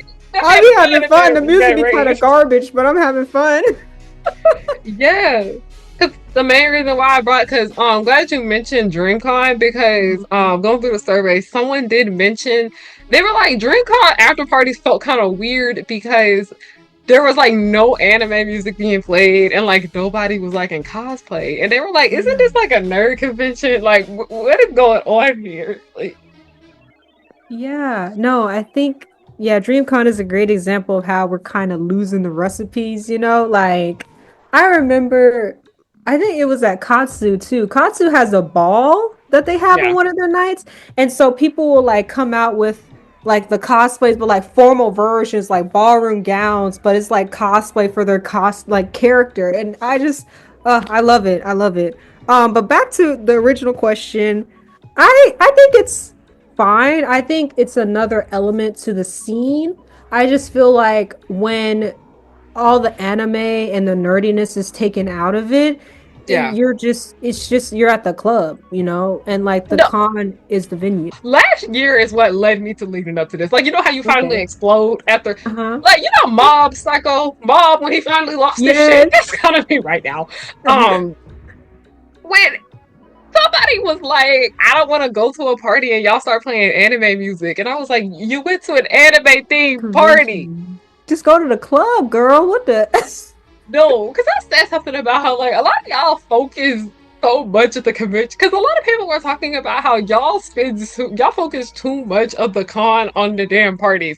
They think that is the only thing to do at a convention now, and I'm like, no. There's lots of other things to do, like the cosplay contest, the workshops, the panels, the artist alley. Like, there's so many other things that you can do besides partying. You'll save money too if you do the other things because they be charging y'all extra at the door to get into these parties. Like, no, it's just it's not it. It's getting a bit much. Because I also I saw that question on the survey, as I think because like in the Dallas area, there's quite a few like clubs and like. I wouldn't say it's one specific club, but like there's this organization, they have like anime themed parties, and I wish I could have gone to one so I could have more like experience to speak on this question, but I've seen like footage from them and it looks like people are like generally cosplaying, and if not that, then they're doing at least some kind of Japanese like fashion subculture look, you know? And I feel like that's what a lot of people have missed too, because it's like, okay, if you're not gonna go in costume, that's fine, but like it's just anime is like Japanese based, and there's like all these Japanese fashion subcultures that you guys could also tap into, but I don't think people be doing that, you know, and that sucks. I have heard of like outside after parties. I just was never quite familiar with them, and know they have like an extra upcharge. I know there's this convention here at Anime Pasadena.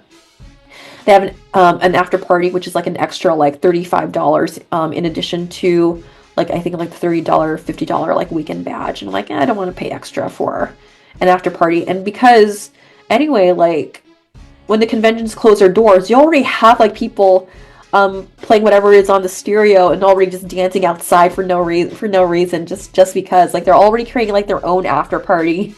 My idea like an after party after a convention is just like just as the older I get, it's like I just want to just have like just tasty curry and just like just a lemonade. I'm like, can we go out to eat? Like, let's go out to eat.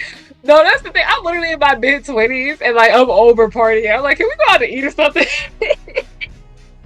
No, like have a home cooked meal.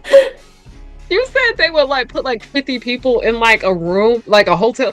That's a fire hazard.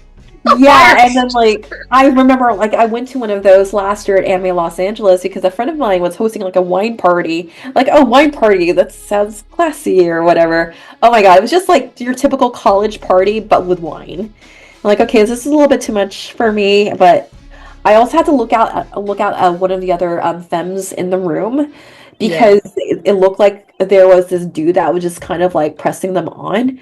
And then I'm like, okay, I'm gonna make sure that this person doesn't leave the hotel the room alone. I'll just keep a watchful eye out in case if this guy does something creepy. Like I would have left earlier, but sometimes like my mom instinct just kind of comes in, like again, holding each other accountable and also looking out after one another comes into play with us. Okay, thank you for your insight about like the parties though, because I'm gonna be feeling like I'm being the friend that's too woke, but I was like, it's just a lot of like like I don't want to say it's drama, but a lot of the bad things that we hear about from these communities happen at these parties. And I'm just like, yeah, we need to have a conversation about this. And like I said, not all parties are the same. Not all parties in this community are the same. I have been to quite a few numerous nerdy themed parties.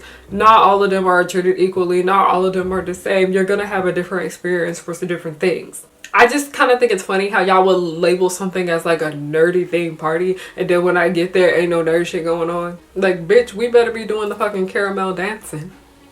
Or at least the fucking cha-cha slide. I came here to be cringe and free. I feel like with a lot of these parties, they are trying way too hard to be cool. And I think that's why I enjoyed the Glotaku rave so much, because it's like everyone was just simply trying to have a good time. And the DJs had really good mixes. Even the rave at BlurCon was pretty good just as well. They had a variety up in that playlist. I know, my friend Brittany actually got it on video. I mean, having a good time up in there. Also, a lot of these parties be unsafe. When I was talking about the alcohol issue that we have in this community earlier, a lot of those problems, a lot of the issues with alcohol do happen at these parties. Also, like I said, with the whisper network that we have going on in this community, a lot of the known creeps be lurking around at these parties. And y'all telling us, hey, watch out for this person at this party ain't enough for me. It's not enough for me. Start kicking them out. And that's one thing that kind of frustrated me, because there was one particular party that I went to for like 30 minutes and then left because I was just like, I kind of don't care to be here, but also I just kind of went to like drop off a gift for somebody and I don't even fucking like that bitch no more. I see like one of the people that they would work with all the time was very much a predator in this community, and I'm not gonna sit here and say the name of the party or that person because y'all are gonna easily figure out who it is. If you know me, you probably already know who I'm talking about. But when I started looking at more details about when people were coming forward about this guy, they have been talking about how this dude was a literal creep for years and they still have him at these parties. What is going on? And this is not the first time that something like this has happened. These events get very unsafe sometimes. But anyways, we're going to continue that later because we have been talking a lot about safety in this video, and this video mainly is about safety. But to close out this section so we can go on and move on to the next one because we spent enough time on it. If I'm gonna go to a nerdy theme party, it better be nerdy theme, please, okay? There better be people in fucking cosplay. There better be a quirky ass music playlist, alright? Like music from video games and cartoons and anime, fucking Disney Channel. Don't be sitting here playing R&B and hip hop music the whole time. Don't be sitting here playing just fucking trap music the entirety of this event. If I wanted that being like regular fucking music and regular people and regular outfits, I would have went to a regular club. Y'all, I literally live in Atlanta. It is not that hard to find one. Nightclubs are a popular thing here. Celebrities literally come to this city to party. We need to switch it up. I come to fandom community events like this for something different. But like I said, like if you're gonna know a nerdy thing party, it actually need to be nerdy.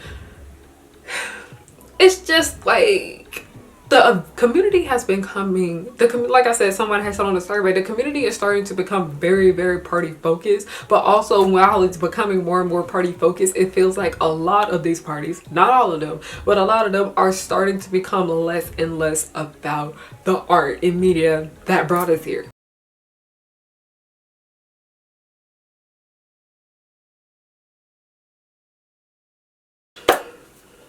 Okay, DreamCon, let's talk about it. This originally was not going to be a section of this video that I originally had planned out, but because of the 2 cosplayers that I interviewed that actually went to the convention, and we're talking about how the experience could have been much better, on top of the fact that a lot of people who filled out that survey had a lot to say about DreamCon, and the fact that a lot of my mutuals have been speaking up about how that convention has problems, it's getting its own section of this video. And like I said, I know y'all like to tussle. You better sit here and hear me out and listen to me, because guess what? There are cons that I love hands down.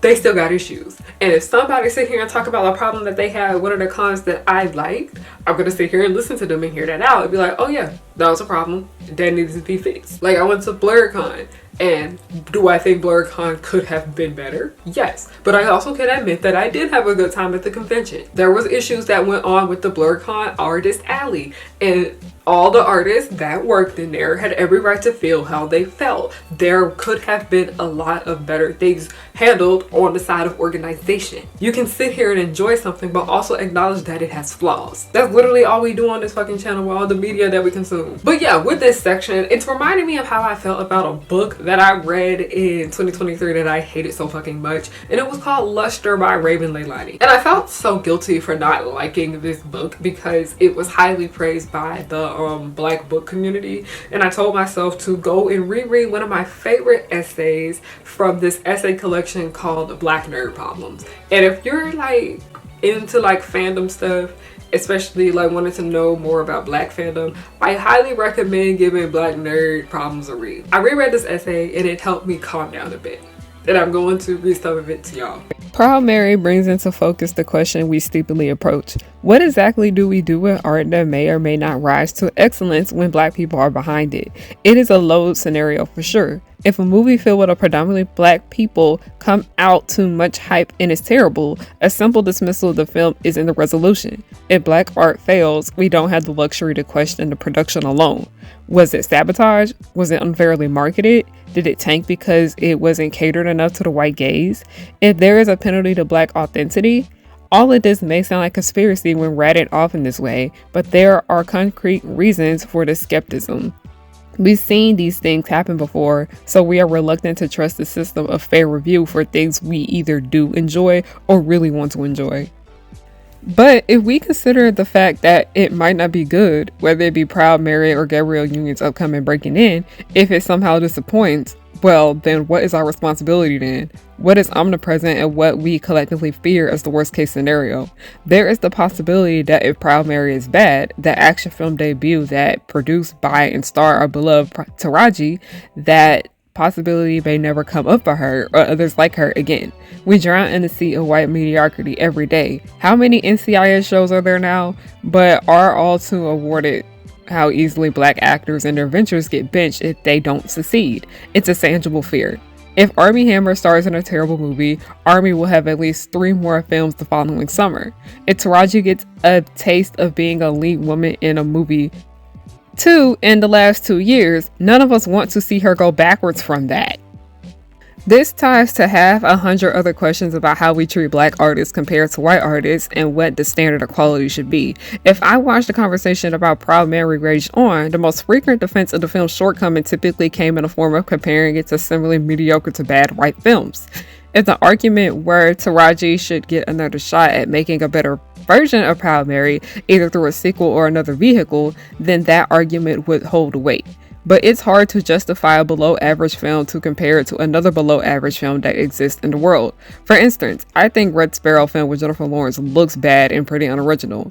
And yet, I saw a lot of people saying, well, if they can keep making that movie again, then we can have Proud Mary. I mean, sure, but that doesn't make Proud Mary good. that just makes two bad movies. This, of course, is part of a bigger phenomenon. Black people are fiercely protective of their art and artists because we know how easily they can be degraded and nullified. We watch what white media consumption can do to black stars that either served their purpose, didn't kneel to their good Negro ideas, or ruffled their sensibility outright. And I'm also going to sit here and say is, like I was talking about in my car video that I was talking about how black fandom is getting worse. A lot of the issues that we have in the regular black community, y'all have brought them in black fandom just as well. Y'all have brought them over here. And a lot of the issues with black fandom usually can point back towards DreamCon and a lot of the people that usually attended.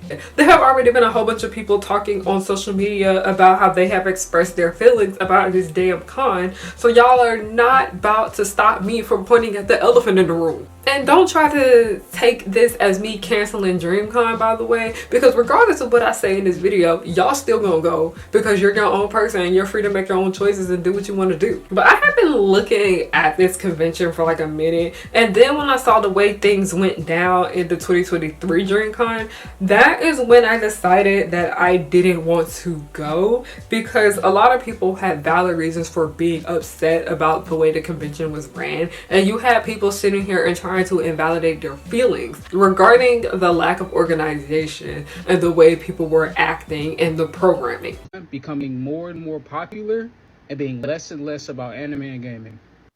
I'm not trying to argue with nobody. I'm letting people say what they gotta say. The video reached people for some reason. This is a rant page, and that shouldn't have got no views. But this is DreamCon's website. Anime and Gaming Convention. I guess it's moving away from that. I mean, even though this is the current website right now, right? I don't know what people trying to tell me, like it's not about anime and gaming, or just about anime and gaming, sorry. They're saying it's not just about anime and gaming, but the core of the convention is anime and gaming. That's my point, but people want to be nitpicky with what I had to say. It is what it is. Enjoy DreamCon this weekend, folks. Like, there was no staff outside, so if somebody had an issue... Oh, not to mention, because of the lack of staffing outside in the line, when we got to the front, there were people just walking on in who did not wait in that massive line. And it's just like, are you fucking kidding me? The last complaint I want to touch on is the fact that some of these things seem like a cash grab, just being completely honest. I have never been to a convention where I've had to pay to attend a rave inside the convention center that I already purchased a badge for. I have seen DJ Taylor Senpai in person plenty of a time. He performs at MagFest, he's been at Otakon, he's been at KatsuCon, I believe, BlurredCon, like, he's been around. I love that band. I'm not putting this on him in any way, shape, or form, but just the fact that DreamCon was like, yeah, we're going to sell tickets to this. Instead of having it be something that your badge automatically gets you into when it was at a space inside of the convention center. If it was something off-site, I completely and totally understand that. It's not a part of your badge because that's in a completely different venue. But I paid it to be in this venue. Why am I paying for an event inside the venue I already paid to be inside of? And before you say, well, lack of, staffing and they probably couldn't fit that many people, you could have delegated someone to be at those doors and literally just had a cutoff after a certain point, or people having to wait outside. But those rooms were huge and can fit quite a lot of people. Not saying you want everybody stuck like sardines, because I've never had that be a problem, but there are ways to manage it and not try to get extra money out of people. Like, I'm still debating if I want to go back next year or give it a year off so they can kind of work through these growing pains a little bit more. Because I get it, stuff like that takes time, stuff like that takes feedback, and people being honest. And on the Discord, they're giving that feedback. So I know that they're seeing it. If you had a wonderful convention experience and you have no complaints, great. If you do have complaints, well, I mean, you're not alone. But I feel like voicing these complaints in a respectful way matters and is important, because it's the only way that the convention is going to be able to grow successfully and pivot in a direction where people are more comfortable and their voices are heard, and just make for a better experience overall. Because I don't think anything that I said was ridiculous or bad to have an expectation for. So yeah, that's kind of sort of all I got. Talk to you later. Bye. I have a list of cons that I will never attend, and right underneath Hall Mat, because Hall Mat is number 1 on that list, is DreamCon.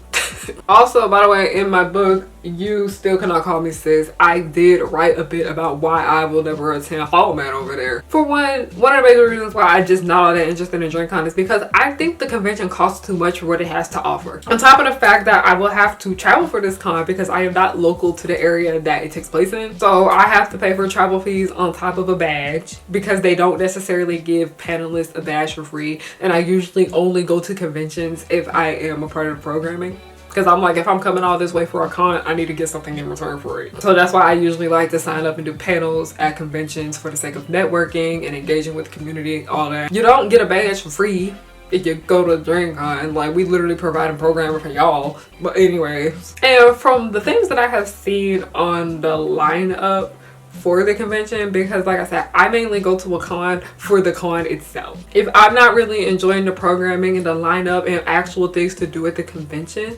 then I can go find another way to hang out with my friends. I don't only go to conventions to hang out with my friends specifically. And while I do go to cons to see my friends, that is not the only reason why I'm going. I go for the convention itself. Many people like to push going to DreamCon because they're like, oh yeah, everyone goes to it. Baby, I don't get FOMO. Everyone going to an event is not a big enough reason for me to want to get my ass up and go. There's something I want to talk about, but it's very targeted, so that might have to go off the script. But in short, I really like how a lot of us are finally becoming visible and finding each other, like other Black nerds that have been into this forever, or who are just starting out and just want a space to like express their enjoyment of not only just like anime but games and manga. Like, that's great, and I know it's going to keep going, but I keep growing. But I feel like a lot of people are maybe taking advantage of it, and there's one con or couple that I want to mention, but it's like, what is it, DreamCon or? It's DreamCon. Said DreamCon on blast. No, because the thing about it is that I originally was not going to say much about DreamCon, but y'all who filled out that survey kept talking about DreamCon. That's why I was like, we have to talk about it. We have to. I just feel like they are being a little greedy now. There's no reason why their tickets should be as much as like New York Comic Con or Anime Expo tickets. Like, those are well-established cons that have been going on for decades. And the ticket drops. It's so stupid. It's like, bro, I don't just like have that. your tickets available all year long, like every other con does. I don't Who are you? No, because I even said that DreamCon never seen me. DreamCon never seen me because I don't like that. I don't like a lot of their business practices. But I had said people got mad at me for saying this because they over here trying to call us broke now. Like, if you don't get the money, don't go to the con. Oh, so now we're being classes. But I was like, oh no, as someone who has been going to cons for a while, the price of DreamCon it's not worth that much. I'm sorry.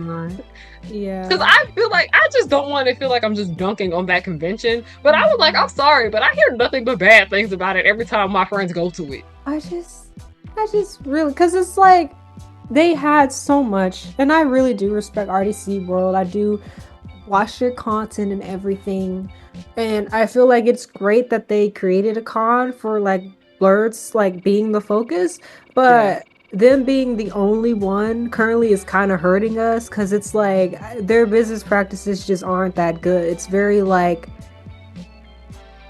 I don't want to say greedy. It is. It's like they know that we have like the funds, like the money, like the passion to support them, and they just kind of like take advantage of it with how they run their stuff. So until they change that, I will continue dunking on them. Like, my other friends, we didn't go last year. We're not going this year. Like, I would love to, because there's so many good vendors there. Like, I had never been to a con before that had so many like people of color in the artist alley. Like, that was like heaven to me. So that makes me sad to say that, but I just for the amount of money you spend. Oh my god! Like, I went in 2023 and I went in 2024. So last year, 2023 was a doggone nightmare. There wasn't that much food. Yeah. Compared to Anime Weekend, again, I was only there for 2 seconds for Crystal King. But I appreciate all the 50 million, well, not 50 million, what, 10, maybe 6 food vendors? I think they had one vendor in 2023. Maybe 2. I could be wrong, but Yeah. I only saw 1 or 2. For that And many people?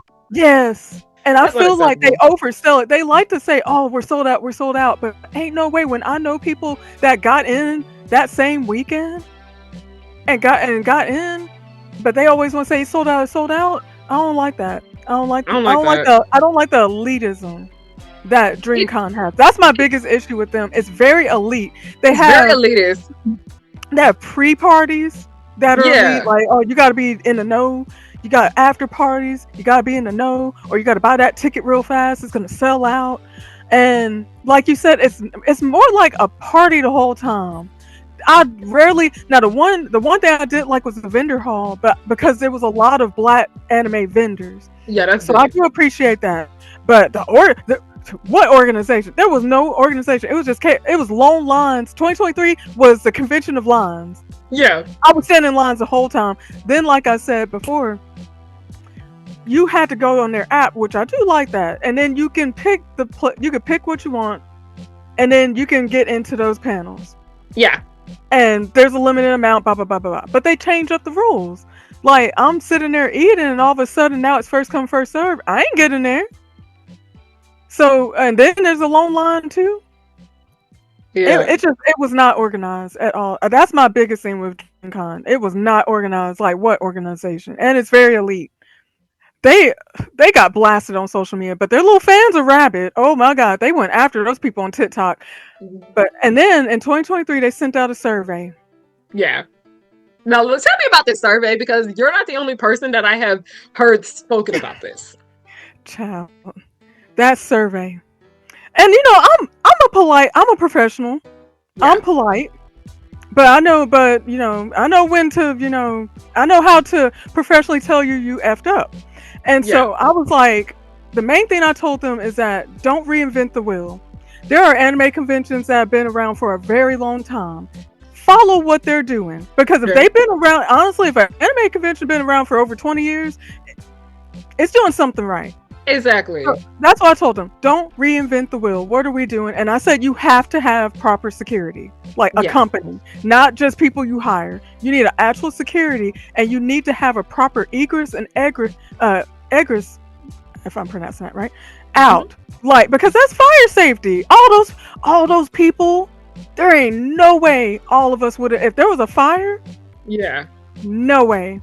Like, that is dangerous. Like, people be saying that, like I said, I be saying I'm the friend that's too woke, but I was like, I genuinely think safety is something that's important when it comes to conventions. Because I was like, it's not even about like, hey, no one under the age of 21 should be drinking. It's not even situations like that. It's very much, there's too many people in this building. This is a fire hazard. Like, and that's not woke. That's common sense. And I hate when people say woke. No, that's common sense. Exactly. That's seeing beyond the surface level stuff. That's thinking deeper about stuff. That's not being like, I just don't like I don't like seeing people doing stuff. No, that is being safe. Like, it's not woke. That's safety. Like, I think that, but I'm a health inspector, so I have to think that way. That's part of my job. So I'm all about safety. That's why going to DreamCon, I was like, this is a disaster waiting to happen. If something broke, fire, anything, people would have died. There's no way. That many people? Because I remember, like, with one of my panels, they had to tell me, they were like, Harry, we had to kick some people out. And I was like, why? And they were like, oh, it was too many people in the room. It was a fire hazard. And I was like, thank you for letting me know that. Like, okay, thank you. That's all I need to know. Like, I'm like, if I'm gonna spend my weekend here, I better be safe. Yeah, that's what I'm saying. Like, you have to be safe. There's no way. Like, if somebody like shot or anything like that all them people running. Now that survey, they asked for all this feedback, and then people were like, I saw it on Twitter, and people were like, hey, we did that survey. What's going on? What's the results? Like, how are y'all gonna do better next year? Crickets. And then they limited the comments on Twitter. Yep. They look, yep. And I was like, okay, all right, people, those are legit things because like a lot of people like me, I didn't get in 2023, I didn't get into anything that I actually put in for. Yeah. And like I didn't get into any of that. And I was like, and I told them, I was like, that's gotta change. That's ridiculous. You need food options. You need to work on a lot of stuff. And I will say that's why I went back in 2024. I was like, let me see how it changed. It was better. It was a lot better getting into stuff and doing that ahead of time. Yeah. So that one got better. They offered a little bit more food, but outside of that, no, I agree with you. I feel like they want to be VidCon, and they need to just say they want to be VidCon. Yeah. They like, and then not answering, like making people fill out a survey and then not addressing it. That was so egregious. Don't put out a survey if you're not going to address it. Like, what's the point? You wasted my time. And they wasted my time, and I was like, I was nice. I wasn't cussing you out, even though you took a lot of. I mean, I paid you a lot of money to go there. That hotel was not cheap, and getting in, and then you're just like, can't help it. Too many people. Then don't oversell it. Yeah, because I can be waiting in a line for 2 hours for something and then not get in. Yeah. Because I'm like, what are we doing here at this point? Because I was like, I don't understand when they do like the feedback forms and they barely improve like the quality. Yep.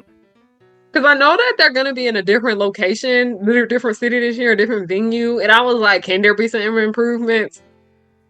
Yeah, a lot of people are talking about how they're not even taking the risk of going this year because of how it was the previous 2 years. Mm-hmm. Because I thought about it and I was like, you know what? No, I'm not going to waste my money doing that. Because last year was better, but it wasn't to me. It wasn't fun. It wasn't like it. I don't know. It was just. It was so elitist and like it just wasn't like it wasn't anime. Like it wasn't like fun. It's not a real convention. It's not. It's more saying it's not a real convention, but I'm just like, this is not how a con operates. Because I've been to plenty of cons before in my life. Like, I've been to plenty of cons. I've been to some in different states too, and I'm just like, this is not what that is. No, like I shouldn't walk in and be like, "Am I at an anime convention?" You should walk through that door and know from the jump exactly where I'm at. Cosplay. You should see anime posters up, something. I shouldn't see your logo. I mean, good for you having your logo everywhere, but I need to see some anime. Like, where's the anime? But where's Goku at? Where Jujutsu Kaisen? Like, we don't have nothing. No, we don't even have a little poster nowhere. Okay, that's fine. I just see with what I was talking about with Maya and Whitney, DreamCon is a very, very party-focused convention. And I honestly think that's how they be making a lot of their bag from. And I know we just sit here and had an entire section dedicated to the party issue that we have in this community, but DreamCon is one of the things. It's very relevant here in this section of the video because DreamCon is heavily party focused. Also, a lot of y'all, I'm really starting to think that y'all don't actually know how a con is supposed to operate. Because from everything that I have pulled about this convention, from talking to people who went and had issues with it, it's very much given that DreamCon is trying to be the cool version of what a convention is. That's why I had sat here and was talking about, like, do you guys feel as though people are trying to take the cringe out of cons and fandom and all of this bullshit? And a lot of y'all agree. But this is why I don't necessarily really have an interest in going to this convention. I just don't hear a lot of good things about it regardless. And then seeing what it has to offer for that price, no. And don't sit here and try to say, oh, you're just broke and mad you can't afford to go. Y'all be getting real classes and leaders when it comes to this convention.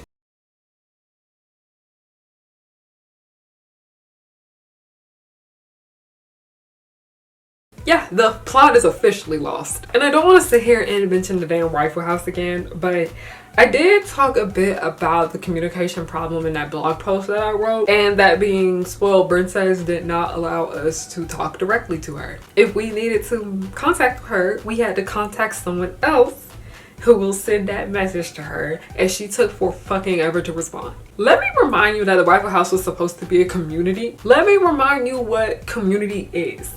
It's about people. First and foremost, community is not a place, a building, or an organization, nor is it an exchange of information over the internet. Community is both a feeling and a set of relationships among people. People form and maintain communities to meet common needs. Members of the community have a sense of trust, belonging, safety, and caring for each other. They have an individual and collective sense that they can, as part of that community, influence their environment and each other.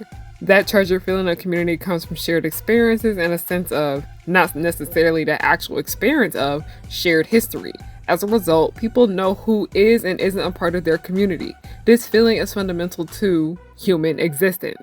Neighborhoods, companies, schools, and places of faith are all contexts and environments for these communities, but they are not communities themselves. What is community supposed to do? Protect each other. And as I had mentioned before, we have way too many issues with safety in this community. And just ignorance in general, because y'all be letting the most racist, homophobic, transphobic, misogynistic shit slide. Also, on top of the fact that a lot of y'all treat conventions like dating mixers. A lot of y'all treat conventions like fucking hookup mixers. Y'all treat this shit like it's Grindr and Tinder and Hinge. I actually filmed a video about this last summer where I was talking about how like you're really going to a con just to simply find a date, and I find that so ridiculous. Like, I have met dudes like this at conventions before, and 9 times out of 10 a lot of the women and femme presenting people that they come in contact with are uncomfortable. Like, I remember I was at AWA, Anime Week in Atlanta, and this one man literally had a sign that he was carrying around that said looking for anime bae. We need to start talking about these things more, but we actually need to do something about them, because it feels like we bring these issues up and then nothing's done. I feel like the biggest issue is because we already know, like, recently someone had got arrested. That's a big issue. But I also feel like the way some people are so accepting with these people who has done wrong, accepting them back into the community, I don't think that's a good idea. I feel like that's a really big issue, that a lot of people within the community is so accepting of people who has done something that's like unacceptable. So that's an issue. Another issue I feel like is it's just me personally. I'm like, oh, I have a little grudge, but I don't like being compared to other cosplayers. I don't like that either. I feel like it's a minor issue, but I feel like it still needs to be said. Like, don't compare people, because sometimes it makes you feel like, did I not do enough to be my own type of person? Or like, another issue, I have to say the hookup culture within our community is very toxic. I'm not gonna knock anybody for trying to find love within the community, that's fine, but the hookup culture becomes so toxic, and sometimes it becomes dangerous too, because sometimes they be playing with these people's lives, and that's not okay. Actually dangerous. I also feel like that's another issue.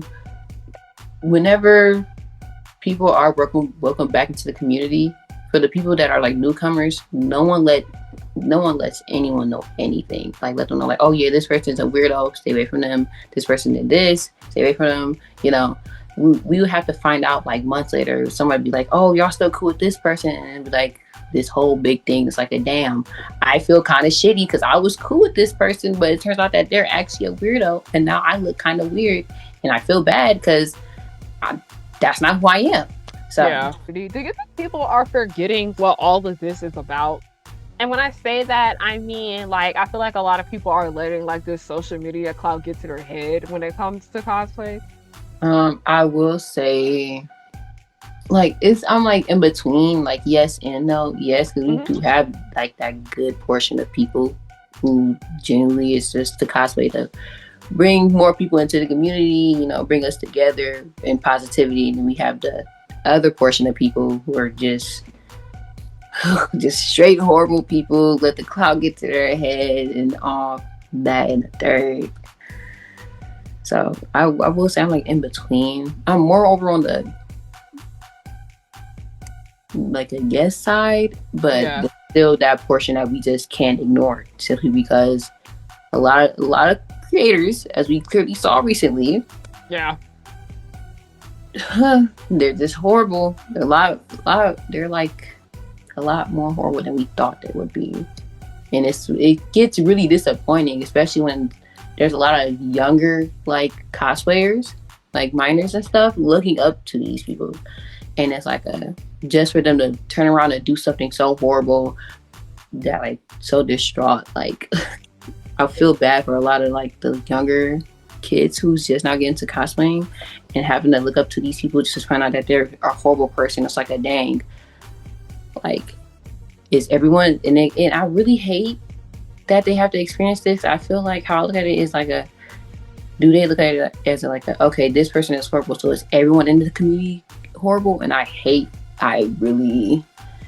really hate that. When it comes to the subject of protection in this community, it's usually the girls, the gays, and the days that usually are the ones doing it. They are the ones doing the most work for the most part. When I see people wanting to spread awareness, when I see people wanting to speak up and speak out and all of those things, usually the people that I see spreading this stuff are usually women, usually gay men, or non-binary people, and feminine presenting people. Like, those are usually the people that are doing what they can to try and help this community and help make it safe.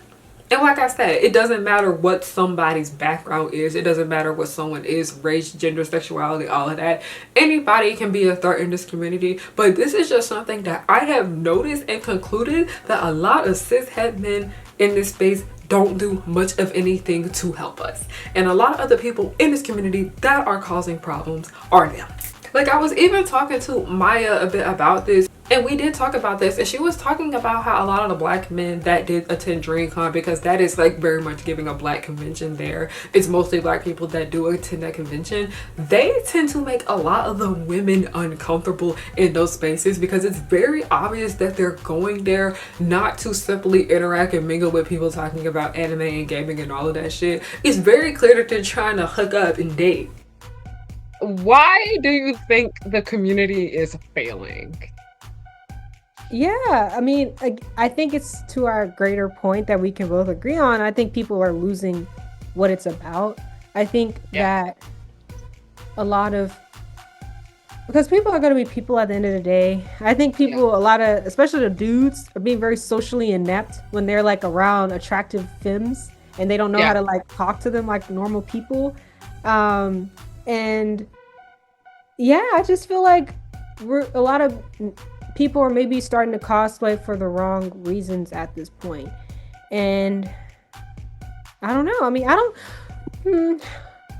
I think, because on one hand, I do agree that there are parts of the community that is failing, but I think in general, it's still kind of growing in a way and flourishing. Like, I'll take like my hometown, for example. Like, when I was growing up here in Dallas, there is really only 2 big cons. Now, each year now is like maybe 7 or 8 cons. Like, I'm like overwhelmed. There's something cosplay nerdy oriented every single weekend now. And it's like, what? Like, I love that. I think the community is definitely flourishing. It's giving more people opportunities to network and find people that are into like this kind of niche culture, you know? But I think on the grand scheme, I think the social media has really like elucidated a lot of like issues with people just being really weird and just being very clout hungry. And it's like, it's not what it's about, you know? Yeah, because I noticed with some of these little nerd creators in this, they be acting all high and mighty because they got a big following online. Like, when we turn our phone off, you don't exist. Exactly. Like, why do you think the community is failing? There is no community. That's why there's no community. What makes a community? Bringing things together, working together to complete a goal. Where is that? Where's that at? We just want to be. We want to be popular. We want to be on social media. Yeah. We're fighting over black people wearing different colors. And then, well, let's be real. You're gonna get some weirdos. Yeah. You're gonna get some people that aren't mentally sound. And that, again, that's where security comes in, because at least you know I can go to this security and they're going to handle it. But also that's a part of it. Like, they're like, what are you doing? What's your policies? Like, what are we doing? Like, what's your protocol when somebody's like, hey, this person's harassing me? Or worse, if they do get what's your policy on that? Yeah. Are you talking with the police around the convention, or saying, hey, here's a heads up, or you at least do have some kind of guideline for any worst case scenario? You have to have that. If you're going to have that many people at a convention, you have to expect the worst. And that is part of it. And honestly, I feel like there's nothing for that. Like they're probably just like, well, go figure out who did it, and then go contact the police and good luck. But you have to have a policy on that. Now, one convention, I can't remember which one it was, but they were like, I don't know, they had some little blurb about like, don't touch the cosplayers, don't ask permission for pictures. You at least need to say, is it cosplay is not consent? Cosplay yeah, is not consent? Yep. You have, and it's sad that you even have to say that, but I think every convention, that's the bare minimum. You need to mention that. Yeah, because I know a lot more cons have been posting signs all over the convention that say cosplay is not consent. Yep. Because I was just like, because people were like, is this even a community anymore? And I was like, honestly, it really feels like a clique of people that everyone's just trying to get involved with. Yep. Like, it don't feel like a community. It feels like a popularity contest. And I hate saying this. It feels like we're in high school all over again. Yes, it is.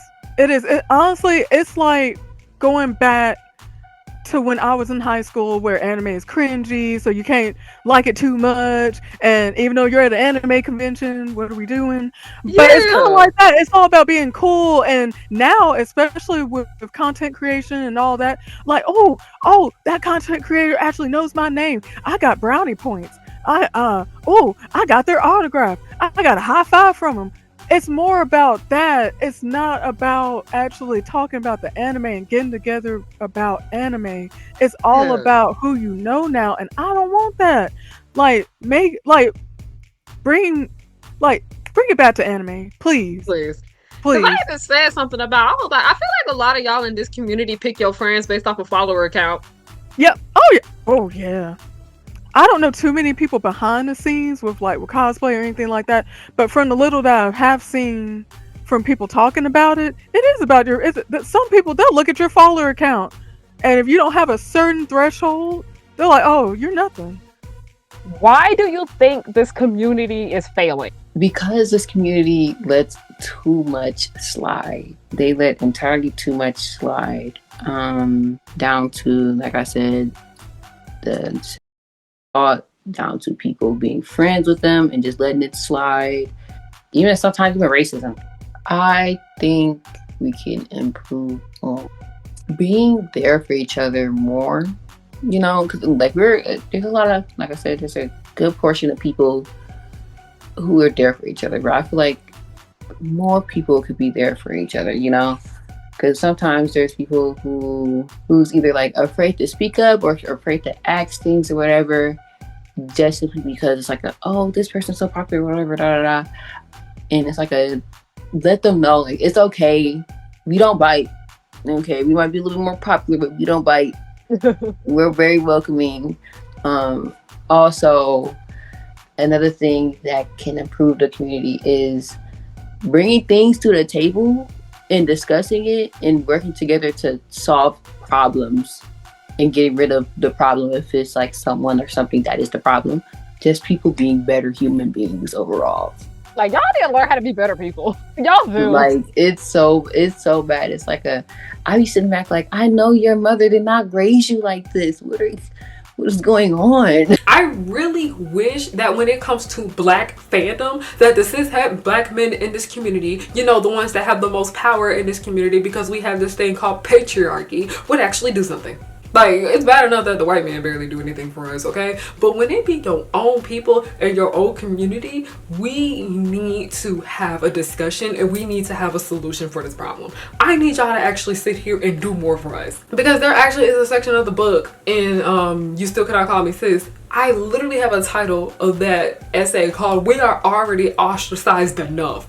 But like, a lot of y'all in this community in black fandom, a lot of y'all act like Boosie Badass. A lot of y'all act like Boosie Badass. Y'all be having the worst thoughts, opinions, views on pretty much everything. But you want to be around when it's time to laugh and kiki and party and turn up and all that. But when we actually need to sit here and fix the problems that are going on in this community, y'all know where to be found. If anything, y'all are contributing to the problem. When it comes to black fandom, I need y'all to actually start doing something and start holding these people accountable. Like, that's the reason why I put that quote in the beginning of this video from Camus Bell, where he was just talking about, let's be honest, it's usually black women that do a lot of the protecting in this community. And that is something more and more and more that I have seen going on in fandom spaces. And I'm just calling it fandom because it's just too much to say. Nerd community, cosplay, all of that. But when it happens to fandom spaces, it's usually a lot of women that do the work to help protect people. It's usually a lot of gay people that do the work to help to protect people. It's a lot of non-binary people. It's usually people who are already a part of a marginalized community. And I noticed more and more and more has been going on that more women of color have been doing what they can to try to help this community and make it better. But a lot of the women in this spaces that are trying to help make the change are black. Regardless of how y'all treat us in this space, we're still going to try to do everything that we can to make sure everyone is good and everyone is safe. Like, I noticed part of the reason why it feels as though nothing gets fixed in this community, because when it comes to the subject of patriarchy and looking at it from that perspective, the people that have the most power don't do nothing to help. Most of y'all don't do nothing to help, because if it don't apply, let it fly. But also, I'm gonna need y'all to start calling out your other male peers. Most definitely.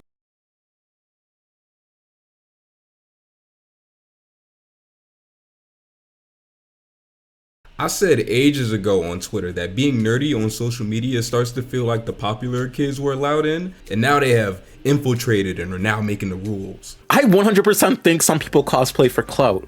The rise of the e-girl and e-boy has definitely made cosplay more accessible and noticed within non-otaku communities, which is good, and it takes inspiration from cosplay communities in style and in culture. However, this took cosplay, I think, and made it into fast fashion version of what cosplay should be. Part of what gamer culture, which crossed over into more otaku culture, is the simple idea of toxicity.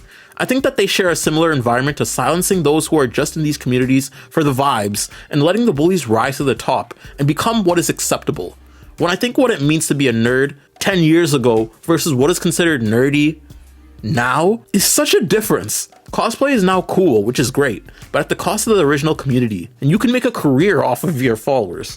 What is now nerdy now is being considered a normie who is not interested in fame and wants to work a 9-to-5 job. To close all this out, but when it comes to just like, you know, the plot was lost, I've come to the conclusion that I don't think a lot of y'all actually like nerdy things. Like, I don't think a lot of y'all actually like fandom.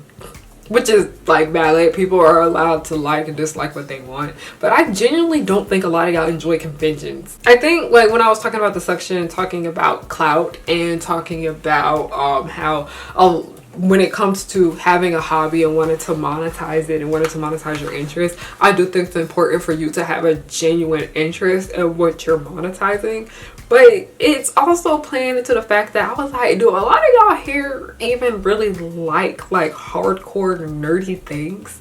Because I was talking about how when I went to the Shoujo mini con, I was the cosplay coordinator for the cosplay showcase that they had. And after we finished the showcase, we did the caramel dancing in the middle of the floor. And I was like, this is the type of stuff I live for in this community. But a lot of people, like a lot of the newer people here, they would literally turn their nose up to doing something like that. And like, yeah, it's cringe, but it's also fun. But also, this is just kind of how fandom has always been. People have always been doing the caramel dancing at these events. That is a wrap for this. I wanted to get back on camera and make sure I filmed my outro for it, but thank y'all so much for watching this video. It took a lot to get this done. Special thanks to my friends that read the lines for me. Special thanks to everybody that filled out that damn survey, because y'all helped tremendously when it came to the think piece that we had put out today. Special thank you to Kiki, Maya, Ari, and Whitney for your wonderful insight on everything for this community. Yeah, it was a long one. I am so glad that we were able to get this done. I hope you guys enjoyed this video. I hope you guys learned something from this too, just as well, because a lot of my channel is very focused on education. If this is your first time ever watching my channel, thank you. I hope you stick around and enjoy the other type of content that I make. This isn't like my usual typical content. I talk a lot about safety in the cosplay community, but I talk a lot about you know, Western animation and 2000s media, Y2K, stuff like that. I have lots of other fun interests, but this was just something that had just been bothering me for a while, and I just needed to get it off my chest. But also, we need some change in this space. We need to grow. We need to change. We have problems that need solutions. But yeah, if you guys are interested in the sale, links to that will be down below. If you are interested in my books, the links to those will be down below. My Instagram is Harriana if you guys want to see like all my other cosplay and other infographics and educational posts that were there. But yeah, thank you guys so much for watching. Have a great day, night, or whatever time of the day you chose to watch this video. I'm just thankful that you watched it with the ads on. Alright, thank you. Goodbye.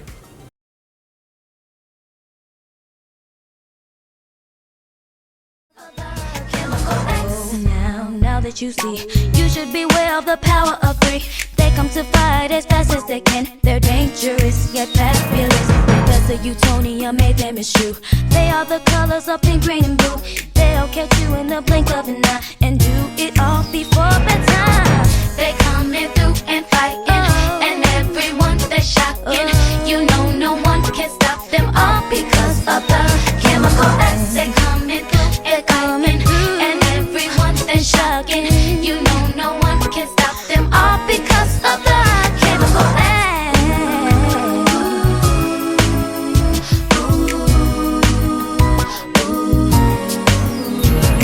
The Powerpuff Girls will just blow your mind. Buttercup fight villains 3 at a time. Bubbles will smile while kicking your butt, and Blossom will lead them out of their rut. Cherish and Powerpuff, 2 of a kind. Both wanna save the world before bedtime. From Townsville, Memphis, New York to LA, the Powerpuff Girls are just here to stay.